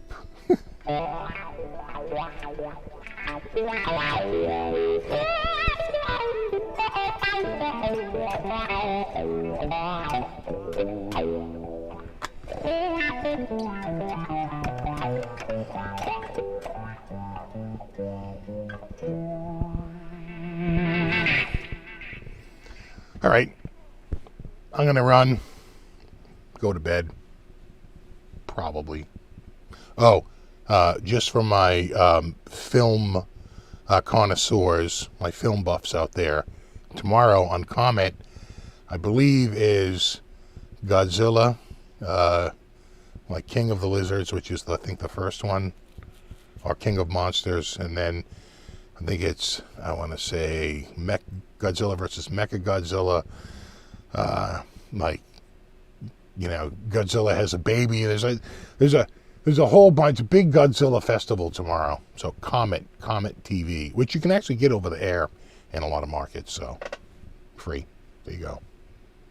Just a little filmography tip. A Gojira. What's that in one of the it was an Austin Power movie, right? They go, oh no, Godzilla. He goes, no, it's due to international copyright law. It looks like him, but it is actually not Godzilla. He goes, oh, we'll run then. It looks like a Godzilla. He goes, yes, but it's not Godzilla. Like, they make a point of pointing that out. Lawyers. Anyway. You guys are awesome. Thanks so much for hanging out. I'll see you guys in a week. And there you have it. I think we covered it all tonight. Covered it, every single bit of it. There you go. See you dudes in a week. I'll see if I can get a video out this week. This might be a tough week. My wife's on vacation. So it's a tricky week. It's a tricky week, so we'll see. And then a week from this weekend, my daughter goes off to college, and that's the last weekend, and then my son's back to school, and then things will get back to normal. Beat it, kids. I mean, we love you. All right. Have a good one. We'll talk soon. See you definitely in a week. What's the chances I could be sick again? Like 0, right? I mean, come on. All right, dudes. No, you rock. Later.